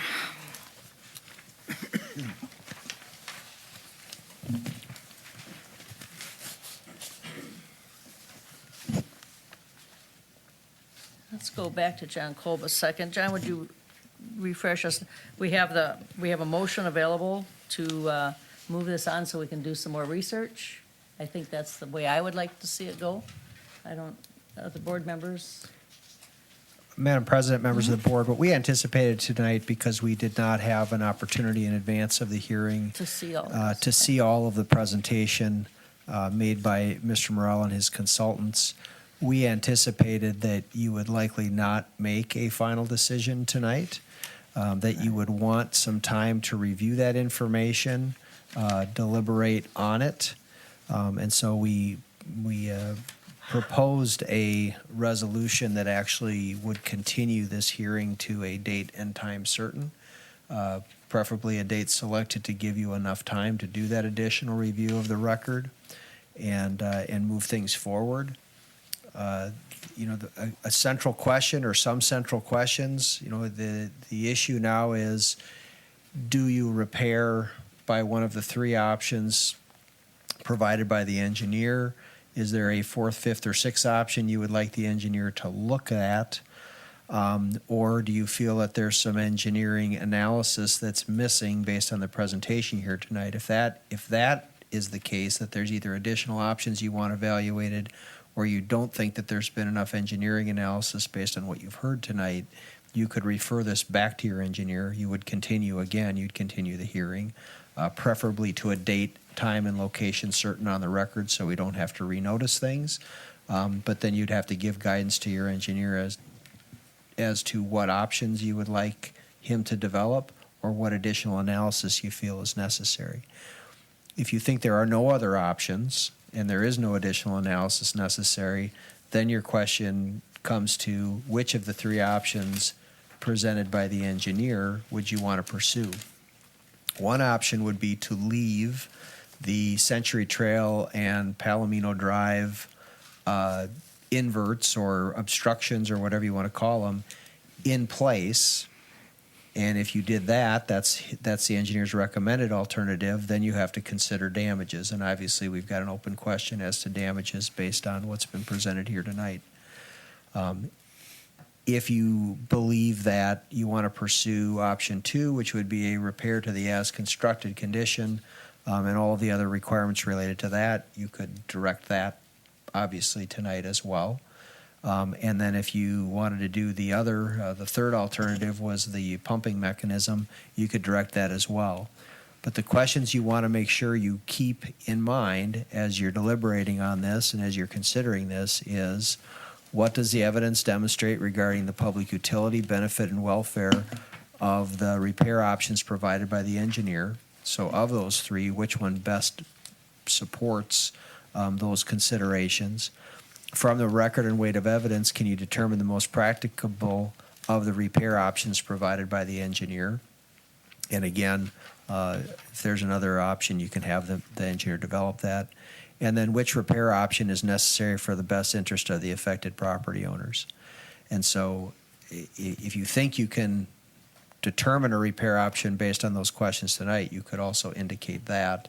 And then the only issue we'd have out there for further deliberation would be the damage issue if you selected number one. Well, personally, I think that I would like to hear more from our engineer to rebut the issues, not necessarily rebut them, but to Discuss them. explain why there's a difference in opinion. Go ahead. Madam President, the problem we are facing right now is the cost of alternative one, the preferred one from Mr. Morel's standpoint is quite high. And so unless damages come to that same point, you'd be better off buying the property outright, presumably. I don't know what 8 acres of land is. Of always damp land, even when it's at the best times, it's worth, no clue. That would be the upper end of what I think we ought to be observing. So I don't think we're looking for another alternative, but I do think we need to evaluate this further and evaluate alternative damages. Madam President, Manager Bradley, if I could, just a few observations. So what my understanding of what the engineer has proposed for damages is really a cost to cure. It's a cost of restoring conditions on Mr. Morel's property from a regulatory standpoint, and this in particular has to do with floodplain, in comparison to if we were to repair it to the ASIC versus we were to leave those 2 obstructions in place, what's the difference on his property and what's the cost to cure it? And again, the engineer's opinion is that the only difference there is that you have a modified flood elevation. All other things being equal, even if you restored it, again, and I'm paraphrasing what I think the engineer's analysis says, all other things being equal, if you restore the as-constructed grade line by lowering the 2, 1, the culvert, and 2, the teepee, you still have, Mr. Morel still has issues on his property. He still has a floodplain that he has to mitigate for. That's not caused solely by those obstructions. That's there regardless of whether they're there or not. And then 2, the issue of wetlands, and you brought this up, Manager Bradley. If in fact this area was not wetland prior to the obstruction, then all wetland signatures on the property would be considered incidental to the obstruction, or under the current way that the Wetland Conservation Act is written, Wetland Conservation Act would not apply to those areas because they were not wetlands, but for this obstruction, which in theory could be removed and that non-wetland condition could be restored. That was the subject of a prior applicability / no loss application that the board had under consideration but was later withdrawn. So there either were wetlands there or there weren't. That's not in front of you tonight. So if there were wetlands there, then Mr. Morel is facing the same issues from a wetland regulatory standpoint with the TP and the obstructions in place as he would without them in place. If there weren't wetlands there before the obstruction was in place, then he's going to get an applicability determination of no applicability of WACA, in which case he doesn't have any regulatory issue he's got to clear there under WACA, whether the TP stays in place or not. And so again, I think based on my paraphrasing of the engineer's analysis, the engineer threw out what was, in his estimation, irrelevant and just focused on what's the difference in condition today if we take the TP out versus we leave the TP in place. And that's how he came up with his delta. Now, obviously, you've gotten a lot more data tonight that you want to mull over and consider the relevance of and see how it fits into that analysis. But in terms of the options for repair, I think you address that first, and then we can move on to damages. And Madam President, the key question was the one I asked my last question, which is, and you've raised concerns about having wetlands north of you that are acting as a dam, and you've got all this fill to the east of you, and is there something that our engineer is missing in terms of saying what would happen to this land if I took that 2.5 feet out? Have we missed that? That's an engineering question. The second thing is trying to solve a problem that I don't think you solve for $5,400. And looking for some creative, rational, and reasonable approaches. Does this, the suggestion was that we've created a holding pond. We've created a stormwater holding pond. We like regional stormwater holding ponds. Is there value to us in actually creating a holding pond there? Again, creative. I don't have any answers to any of those questions. At this point, I just have additional questions. Okay, then do we want to extend? So I think the idea of extending The hearing? Yeah. Yes. to get a further analysis and creative thinking would be a good idea. There is an example, I believe, in the materials that was passed out on page 4. Madam President, may I ask, in your suggestion, Mike, are you considering choosing one of those alternatives or just, Until I appreciate not- the you're actual not- damages, like I said, I can't go with their preferred option, because that's like $660,000. well, no, what I'm asking here is, the motion has a decision in it as to recommending an alternative. And are you saying we extend the hearing without choosing an alternative at Yeah, this that- time, just for more information? That's what I'm asking. That would be my preference at this point. If I had to pick Yeah. one, I'd pick option one, but I would say that we're still open on damages. Yeah, I understand that, but I just wanted to know, what do you want? I'm willing to, I don't see that we have it, unless I'm told otherwise, I don't see that we have a need to pick one, two. alternative No, yet. I don't think we do yet. Yes, I'm in agreement with that, and there's a lot of information here. I'd like to hear, Let's ask the administrator on a date that is their yes, a preference. date, that's the next Yeah. thing, yeah. President Priner, Board of Managers, I suspect that the review of the submitted information by your engineer and to contemplate it and come back to you with some follow-through, if you will, might take an amount of time. And obviously, we're up against the seasonal events. For that reason, and looking to Chris, if he should have input on the labors that may be before him, I would think late February or early March. Madam President, yeah, I'd agreed with Administrator Tomczyk on that. That seemed like it'd be appropriate timing, allow some To dialogue to come back occur with to be that. able to determine where we go with our review of the material. President Priner, that being the case, we could look at the first meeting in March. I believe that would be March 11th of 2020. I think there's, to continue the hearing, but perhaps the discussion of the board, or the interests of the board in the engineer's conclusion or his feedback from what he's seen. And here I'm turning to John for his guidance. I don't know the extent to which you want to discuss that as you contemplate if there is a, for lack of a better word, settlement or what that information brings your thinking and discussion further along. Obviously, you have a number of workshops before that where you could have some early information from the engineer where he might seek some additional direction from you as to the value of the direction he's heading. Otherwise, we might just end up deep within it.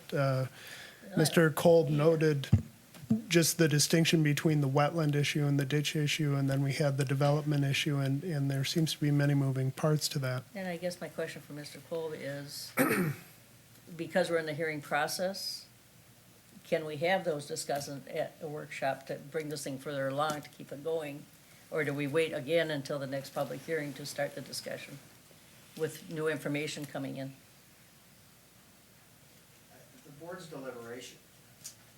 The board's deliberation can occur, over the course of months at meetings. I mean, it's always going to take place in open meeting. Right. Unless there's a purpose for which the meeting could be closed, if there was some specific attorney-client privilege type of communication or advice that you would be seeking, then it would be a little bit different.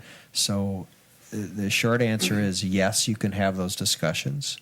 I would anticipate, very similar to the exercise that we conducted in the several months in advance of this hearing, in dealing with Mr. Morrell and his consultants and his attorneys on these very issues, that we might have some of that discussion as well, just to help inform the staff and your engineer as to some of the specifics of what at least Mr. Arndt has discussed this evening. So I don't think you're precluded from having those discussions, but I think that when you get to the point where you're actually now making a decision, or if you're receiving any more additional data, so if the engineer revises his report, it'll have to be presented at a continued public hearing. But in terms of those discussions and your view of the evidence and that sort of thing, that can take place at any public meeting between now and then.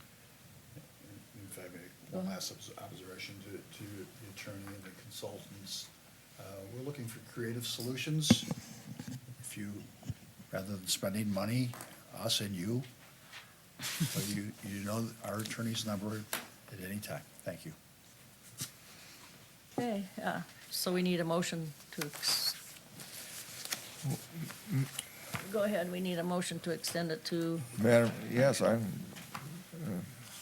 President, I'll move that this public hearing be extended until our regular board meeting on March 11th of 2020 at 9 a.m. here at Shoreview City Hall. okay, Is that enough, or do we need more on do we there? need to read the whole thing into the, or is that You a? need the whole thing? I would prefer that you read the part about Yeah. or by adjournment to an appropriate time on the board's agenda. Just a minute, John, I'm catching up to where you're at. Oh, or by adjournment to appropriate time on the board's agenda, at which the meeting we will consider findings and an order proposed repair of branch 1 of the Anoka County Ditch 102232. Second. Is that adequate, John? Motion made Well and done, seconded. sir. Any further discussion? All in favor? Aye. Aye. All right, thank you, gentlemen. Thank you. I just would have one more comment, and that's that Jeff is, the emphasis has been on damages and Need to go to the mic. I don't really want, and I don't think that Jeff wants or Jeremy wants this to become some kind of an adversarial type of situation where it's he said, she said. Jeff is looking for some assistance from the Rice Creek Watershed District as the regulatory authority over drainage and stormwater to help him resolve the issues that he currently has on his property. He definitely wants to work with the Rice Creek Watershed engineer, and he wants to work with his consultants. And he also wants to work with regulatory authorities to see what is available as far as variances and relief. So the idea of collaborating and cooperating on this to kind of make it a win-win, and so that not everybody is spending a huge amount of money or time. And that's what we're trying to get to, is a way to resolve it, so. Madam President, I believe that's what Manager Bradley's description of creative would be defined as of what you've described. Any solution that works for you and us is creative. Excellent. Thank you very much. Thank you. Okay, with that, we'll go to open mic. Anybody in the audience that'd like to speak tonight? Anybody in the audience? Seeing none, we're going to continue, and we'll go to items requiring board action. The next item is an opportunity for public comment on District's 2020 budget and levy. On September 11th, 2019, the Board of Managers adopted Resolution 2019-23. This resolution set the district's 2020 budget at $8,186,939 and approved an ad valorem tax levy at $5,181,376. The difference between the approved budget and the tax levy, which equals $3,005,563, encompasses revenue from water management district charges, permit fees, grants, and investment income in the amount of $1,015,754, and a spending from the district fund balances in the amount of $1,989,809. In accordance with Section 103D 915 of state law, the district certified its 2020 levy to the auditors of Ramsey, Washington, Anoka, and Hennepin counties on September 11, 2019. The truth in taxation law states that the board is to offer this additional opportunity for interested members of the public to comment on the board's September budget and levy action. If on further consideration, the board manager is determined to adjust the 2020 levy downward, it may do so by amending its prior certification. If it does not choose to do so, the certification remains final and no further action is required. If the board should choose to adjust its levy, it would do so by resolution that would be sent to our county auditors by late December. If the board doesn't adjust the levy, our September levy certification will stand and there is nothing more the district needs to do. So at this time, I'd like to invite anyone present in the audience to the podium if they'd like to comment on the 2020 budget or levy. There's only one out there. Please come forward. Okay, so seeing none in the audience, I guess there will be no further action unless anybody wants to change. Unless Kyle wants to recant his budget. Okay, so then Nick, I guess do we go to the final? We need a. Yeah, we're gonna need a motion here, 120. President Pryor, Board of Managers, in regards to, there's no action that's needed. There's no There is action at all. Okay. comment, no further consideration or deliberation of that. Okay, So that would move us to item 3. yep, Yep. that's Kyle.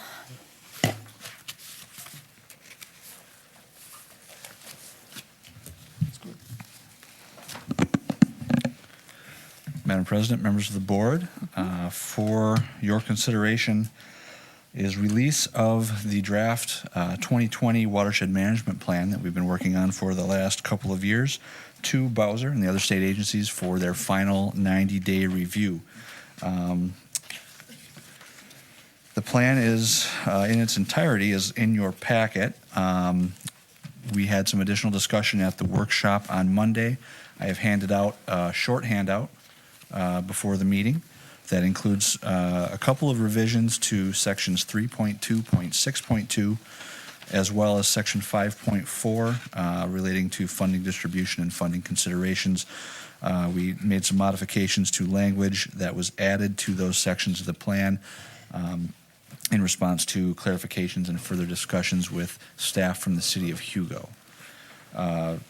During the November public hearing on the plan and subsequent discussions. So I have that for your review just to make sure it's consistent with what we discussed on Monday. And then at the back of that small handout, there's also then a revised draft resolution for the board's consideration in releasing the plan for state review that incorporates the revisions that were made considered or suggested, I should say, at the December 9th workshop. With that, again, I'd be happy to answer any questions about it. The only modification, we discussed this on Monday, but the only modification that has occurred to the budget or financial information in the plan since it was released for 60-day review earlier was the addition or modification of the budget for the Ramsey County Ditches 2, 3, and 5 Basic Water Management Project, increasing that from $20 million to $22 million over 10 years. And again, that reflects the more accurate cost that's been identified in the now complete Phase 2 report for that Basic Water Management Project. Other than that, again, we're just looking for board action again on the revised resolution. Handout, resolution number 2019-29. The last page of the handout we got today. Madam President, Yep. I would move approval of the Rice Creek Watershed District draft, well, it's no longer a draft. Approval, Do- turning from a draft to the final. Mike, look at No. the back No, of your yeah, right here. handout. Right here? Okay. Yeah. The one right, you just get right there. right Therefore here. be it resolved. No, right on your yellow pad. This one. Yeah, that one. The last See, page. that's a danger of having handouts. Oh, there you go. Yeah. The draft motion on page 121 of your packet would suffice, simply offering and adopting the resolution. Okay. Okay, I move that the Rice Creek Watershed District Administrator shall distribute for final review the draft WMP dated December 10, 2019, and with any non-material changes, approved minutes of the November 4, 2019 WMP public hearing, and a summary of the changes incorporated as a result of a review process to the Metropolitan Council, the Minnesota Departments of Natural Resources, Agriculture, Health, and Transportation, the Minnesota Public Control Agency, and the Minnesota Board of Water and Soil Resources in accordance with Minnesota statutes, section 103B.231 subdivision 9, and further requesting that the Minnesota Board of Water and Soil Resources schedule action on the draft WMP during its March 25, 2020 meeting. I'll second that. Motion made and seconded. Any further discussion? And Madam President, I will be voting on the negative today on this question. I think we've had discussions earlier, but primarily because I don't believe this fulfills the comments that were made by Washington County or the city of Hugo in the financial area. I want to compliment the staff on doing an outstanding job and working on this over the years. I see our facilitator has already gone back to St. Cloud, who stepped in and provided excellent guidance through this. But this is a resolution. It's not with the situation. It's not with the staff or the facilitator and their work, but rather that's a conflict that's here on the Board of Managers itself. And I don't feel that there's dedicated funding here for Washington County. And over the years, our cities have not had control of their funding and have lost of their drainage programs and of damages, both conservation to their private properties and increasing such things as phosphorus flow and Okay, and, Manager Waller, is that a nay? and so if you're calling for the I'm vote, calling the the vote. discussion is over. Yep. I'm voting no, nay. Okay, Hockey absent, Bradley? Yes. Wagaman absent, Priner, yes. Motion passes. Thanks for all the hard Thank you. work, Kyle. Okay, you're still on. I'm still on. All right. Urban stormwater remediation? Yes. No? Yes, Page 369 of the packet. thank you. Madam President, members of the board, again, for your consideration, we have a request from the city of Hugo to extend the termination date in an existing cost share agreement for the CASA 8 stormwater reuse irrigation project. This is a cost share agreement we executed back in 2017 with the city for one of their suite of reuse irrigation projects. They've been searching for additional funding for the project. We had contributed $60,000. I believe their cost estimate is somewhere just north of $500,000 for this project. The city was able to, and the current cost share agreement expires December 31st of this year. The city was able to secure an additional $50,000 through the Metropolitan Council just recently. And so they would like the time to continue their search for funding and with a goal of hopefully implementing the project in 2020. Discussion with city staff, I think Rice Creek staff's position would be it'd be appropriate to extend our cost share agreement to be concurrent with the timeline of the Met Council grant that the city just received, so that we could just mirror that. I don't think it's putting us out too much to extend that, which would carry it through the end of 2022. Just in the interest of good partnership and working with the city on that. We do understand that with some of the changes that we have made to the Stormwater Management Grant Program, the city will be submitting an application, I understand, to ask for up to $100,000 for this same project under the new guidelines that we have.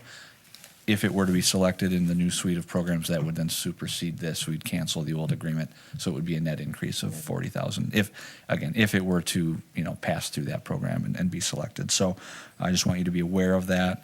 But for the time being, if that doesn't happen, again, we would recommend extending the timeline to coincide with Met Council.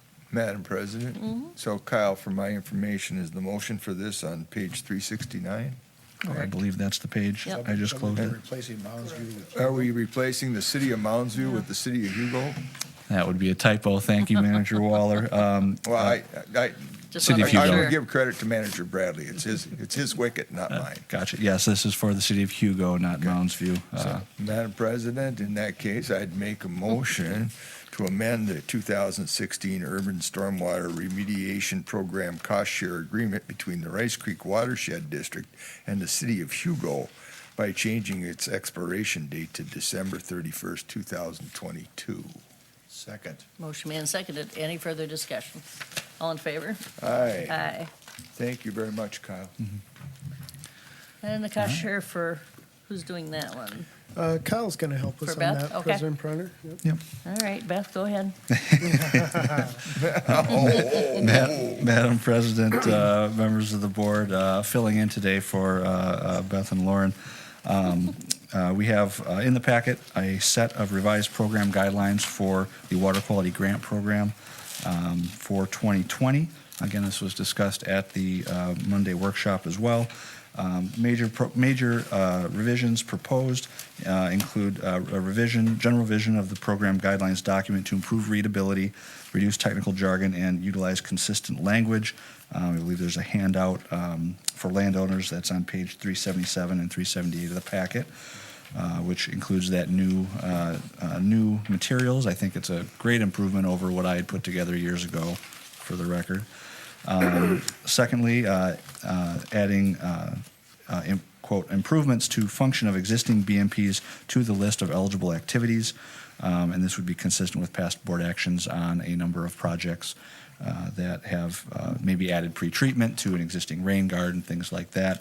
And then third, to temporarily remove the buffer law cost share information, as there's a separate document being prepared for agricultural water quality practices in the future, and we're pretty much largely compliant with the buffer law in this watershed. Additionally, the technical services agreements with the soil and water conservation districts have revised maximum amounts up to $13,000 for Anoka and Washington conservation districts and $23,000 annually for the Ramsey County Soil and Water Conservation Division. And with that, there are two proposed motions on page 376 of your packet. One to approve the program guidelines as presented herein, and then a second to offer approval of those three technical service agreements for the 2020 calendar year. Okay. Well, Madam President, I'll move to approve the 2020 Water Quality Grant Program as presented and authorize the staff to promote and implement the 2020 Water Quality Grant Program. Second. Motion made and seconded. Any further discussion? President Pronner, Board of Managers, I think under this or the other proposed motion, it might be good to note to recognize the CAC did make a recommendation to you. We did have some discussion at the workshop in regards to their 90% funding idea. At that time, you'll recall we touched on that. Recognize the sideboards that exist in the program as guidance, and that they are just that, and that certainly the board could deviate and consider up to 90% or a different number if it saw fit. And the framework that we were kind of revolving around from that discussion, as I recall, and I'll offer to you, is the extent that the practice is regional in nature, the landowner cost share level, their skin in the game, quote unquote, the conservation district position, treatment, support to the resource, and then the CAC recommendation itself. So I offer that to you if you'd like to discuss that more or not, and I think it's good for us to be able to reflect back to the CAC that you did consider That that. we have And considered we'll it. get it on the record here. And it's my recollection at the workshop, we concluded that we already had authority to do that, and that we didn't need to make a formal change to the program to make that possible, and that it would still be an outlier rather than the norm at this time. So I don't see a need to make an actual modification to our program To the motion? so I accept your motion as made. Okay. Any further discussion? All in favor? Oh, go ahead. I just want to remind Kyle, this is a nice new two-page format, but the information that was in the old format that you designed was highly important, and it will be retained internally in the district, so we will not be losing that record. I look at it as an evolution, not a. Yeah, it's an evolution, It's not a replacement. Not a replacement, yeah. No, that's exactly the way Gotta I give put that. Kudos here. Yes. Madam President, thank you. I was just trying to make light of it, so. I know, but it was a lot of hard work at the beginning, and it's Yeah. just evolving. Okay, we have a motion on the floor. Aye. All in favor? Aye. Aye. Okay, we need another motion. Madam President, I move to approve the 2020 technical service agreements with the ACD receiving up to $13,000, WCD receiving up to $13,000, and Ramsey SWCD receiving up to $23,000 to provide technical assistance for Rice Creek's programs. Second. Motion made and seconded. Any further discussion? All in favor? Aye. Okay, thank you, Kyle. All right. And Beth. And we're down to Nick. Yep. Board of Managers, your next agenda item is consideration of a petition and to accept it and appointing the engineer. Wellington Management, the petitioner, and Alliance Bank, the co-petitioner, petitioned for a realignment of a portion of ACD 5362 and a portion of 102232. And the petitioner has provided the $10,000 cash deposit bond. The petition is accompanied by exhibits. However, the exhibits do not adequately show the location of the realignment in plans and specifications and the proposed ditch route. It does not contain a model of the proposed hydrologic condition and a number of other issues. However, the Board of Manager could accept the petition and direct the petitioner to correct the defects in their submittal, and then we would look for you to appoint Houston Engineering to investigate further and get those deficiencies addressed by the petitioner. Okay. So we have the findings, and we have the order, and we need a motion. Madam President, I move Resolution 2019-30, which includes that we accept the petition and direct the petitioner to correct the defects, provide a more detailed diagram of the proposed modifications to the drainage system, and a hydrologic model of the proposed public drainage alignment. And then there's included several bullet points of the detailed information we're requesting. And to appoint And Houston appointing Engineering. Houston Engineering to investigate the effects of the proposed realignment and file a report of findings. And to include its investigation, assessment of effects from the realignment on benefited property owners of the public drainage system, et cetera. Okay. Second? I'll second that. Motion made and seconded. Any further discussion? Uh, Go ahead. President Preiner, Board of Managers, I don't want to just throw in errant thoughts, but I do have one here. So you're going to get it. Please do it. Thank you. Notably, this is not an approval, but under item C there, assessment of the effects of the realignment on the benefited property owners. Oftentimes with the realignment of the system, even though the hydraulic capacity there may be a practical implication of the deposit of sediment in the various turns and the realignment route itself. From a straight condition to a dog leg might increase maintenance. I don't know that definitively, but I'm suggesting from your experienced staff Tom Schmidt and Ashley Ritchie, who work on these items routinely, it may be good to include their practical knowledge in those types of things and coordinate with the engineer, so you might consider that broader concept. Broader than the engineer's directive, just have. Right. And staff. President Pryor, I'm not suggesting revision to the resolution, but only as internal practice between your staff and your engineer, that those things be considered as well and brought to your attention if they exist. Okay. We always anticipate that our outside engineers will work directly with our staff and consider the wise directions. Chris? Madam Sure, President, that's yes, Your interpretation too. that is correct, Manager Bradley, yes. That would definitely be a step we take on any one of these evaluations, and we'll certainly be considering the district staff's input on what will be practicable for future maintenance along the system. So but that's a very good point, Manager Tomczak. President Pryor, board managers, and Chris as well, it wasn't intended to suggest That we didn't. that we didn't. Yeah. However, as your new administrator, I have heard the, kind of the after the fact comments of perhaps concern and those types of things. And so I'm supporting staff, and if you have the concern, please bring it forward before it's a done issue, and so that it can be properly vetted by the engineer and yourself and to the board then. That's all. Okay. Well, Madam President, I hope that the staff has, and the engineers work in a coordinated manner. In the past, in my experience on this board, there have been valuable recognitions and help from the staff with engineering. And so I expect that that's going to continue, I hope. Oh, yeah. Okay, I think we have a motion and second. Any further discussion?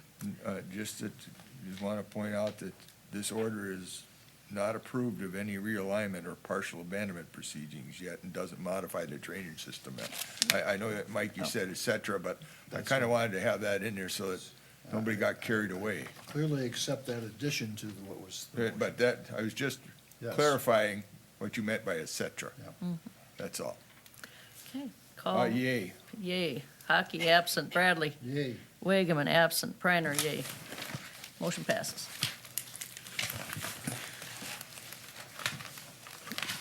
Okay, revising resolutions 2009-5. Yes, President Pryor, Board of 407. Managers. Yes, this is on page 408 of your packet. This item was at your November 1st workshop. This is a revision of a past resolution that you've had. Here is where we inserted the letter prior to going to a compliance hearing. So I have the red line document if you need to see it, although we did go through that at the workshop. Generally, this document has been cleaned up, and so by resolution, we do have to adopt it in that way. Okay, Well, Yeah. Madam President, you finished, Nick? Any questions? I don't have any questions. No. Anyone else? All right. Resolution, I move resolution 2019-31, approving revised internal policy on rules/permit enforcement. And that, be it finally resolved that the district administrator is to incorporate this resolution and revised policy into the district's policy and procedures manual. Second. motion made and seconded. Any further discussion? Roll call. Waller. Yes. Hockey absent. Bradley. Yes. Wageman absent. Priner, yes. Motion passes. The calendar? Yes, President Pryor, Board of Managers, we have your 2020 Board of Managers calendar on page 417 of the packet. That document has been clarified for the item that we noted, the time of the December meeting, again, for the Truth in Taxation, which you held tonight. So it is 7 p.m. Other than that, we highlighted the two dates in November and also September in which your meetings fall on a Tuesday due to holidays. Okay, a motion to accept the board calendar. Madam President, I move that we accept the proposed 2020 Board of Managers calendar. Second. Motion made and seconded. Any further discussion? All in favor? All right. Aye. Okay, Yes, President Preiner, next on the agenda, page 419 of the packet is Resolution 19-30. This is authorization for payment of December 2019 check register. As you know, we have only one meeting in December, and so we're looking for authorization of up to $400,000 for operating expenses and $150,000 for surety returns. This is an interesting procedural question, since you named me the district treasurer today. Normally, the district treasurer doesn't make this motion. So therefore, it needs to be one of you two. I can vote for it, but I can't make it. all right. Just a moment, let me turn to the page. 419. It's on the other end of the book at the moment.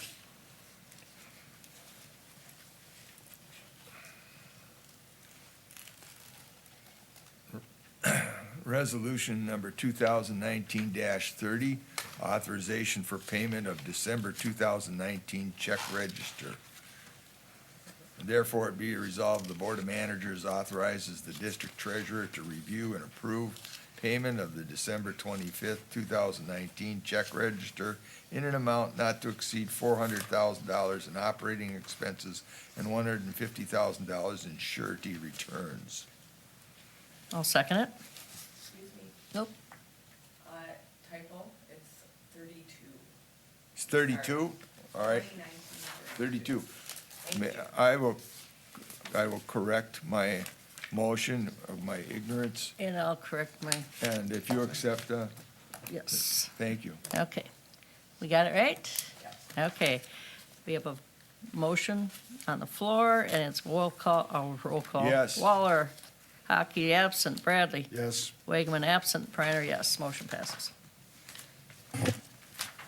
Red pad, oh, somebody needs to do the check register.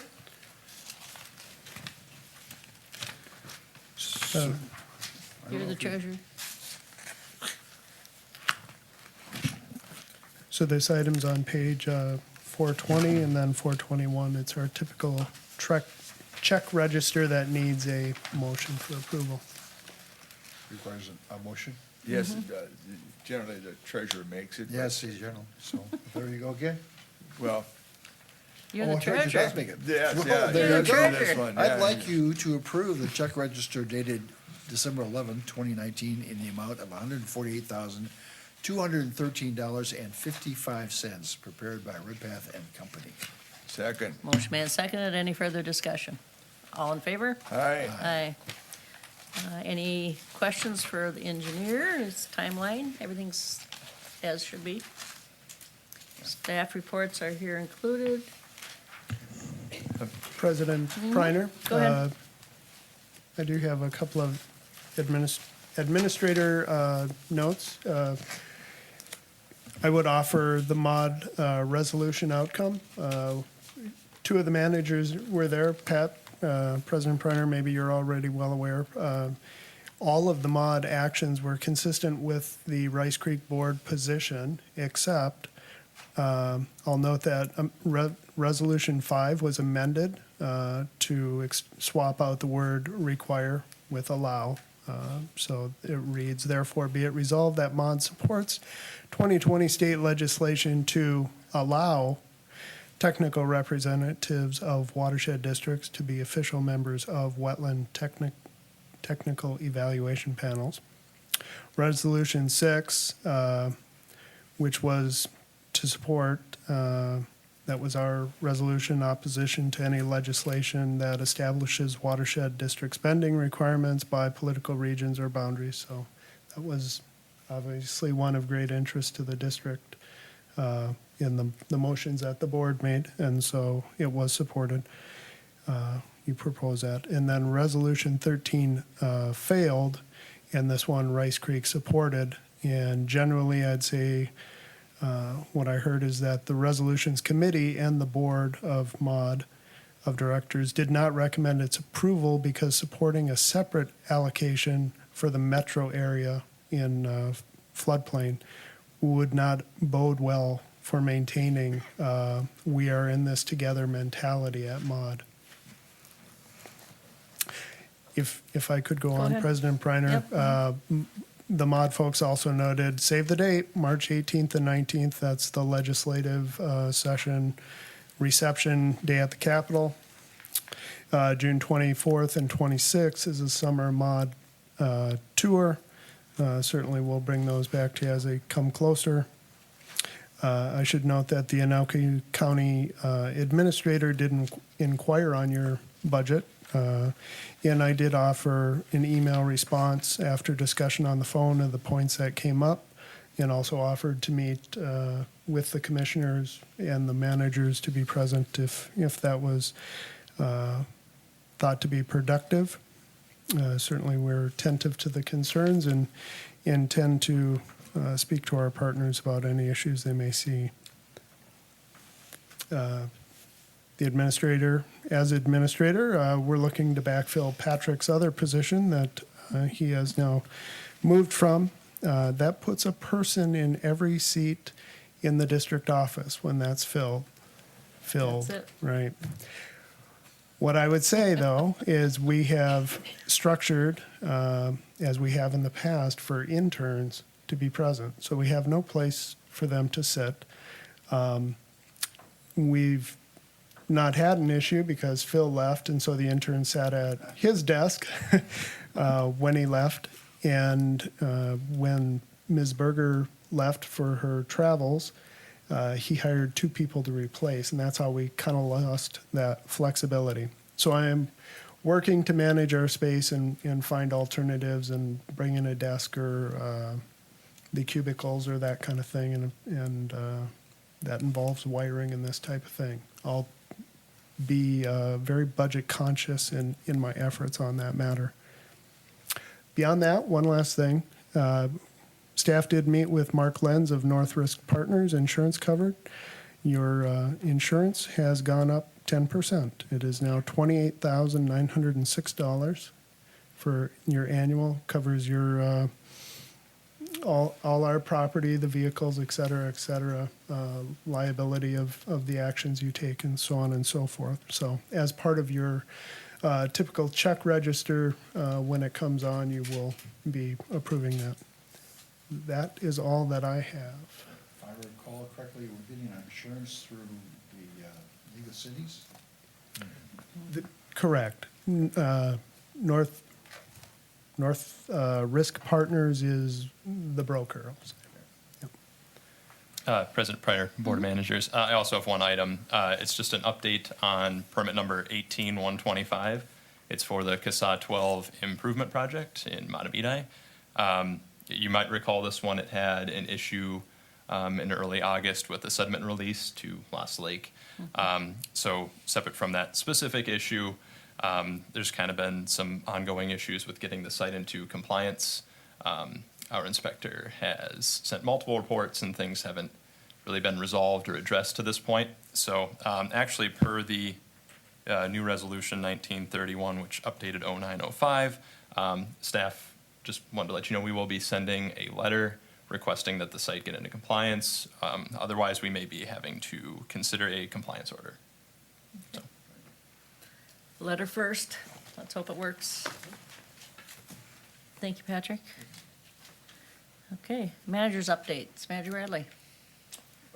Just noting that next Wednesday, we have a public meeting to talk about Ditch 11, and it's been advertised by the Bald Eagle Area Association, so I'm expecting some participation from that group. I expect to be there. Will be there.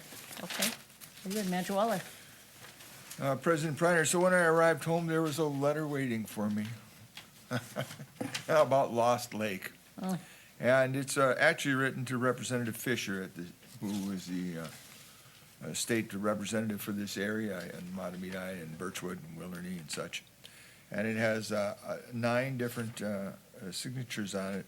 It's from Dr. William Merrill, and his concern is that the the problems that have gone along with Lost Lake, go over the sewage issues, and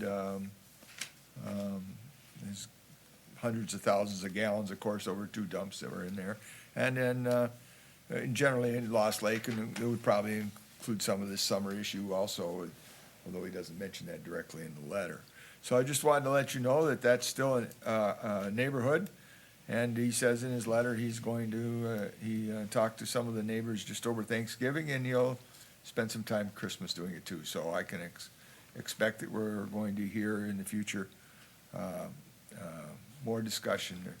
It's not, the situation is not going to be It's not something quiet. that should be brought They'll, to- yeah, they'll be going to the administrator to make sure it follow, or Well, is it it's, follow through, or? it's just, I'm just copied on it is what it is, but, I'm just curious if but this is it's something no we should problem. bring up. I can, I came to share it. I'm not afraid to share it. No, that's what I think we should do. I'm so gonna that- keep the original. I'm though. thinking we should do more than just share it, John. I thought maybe we needed to To discuss it. at a- discuss it at a further, yeah. Workshop.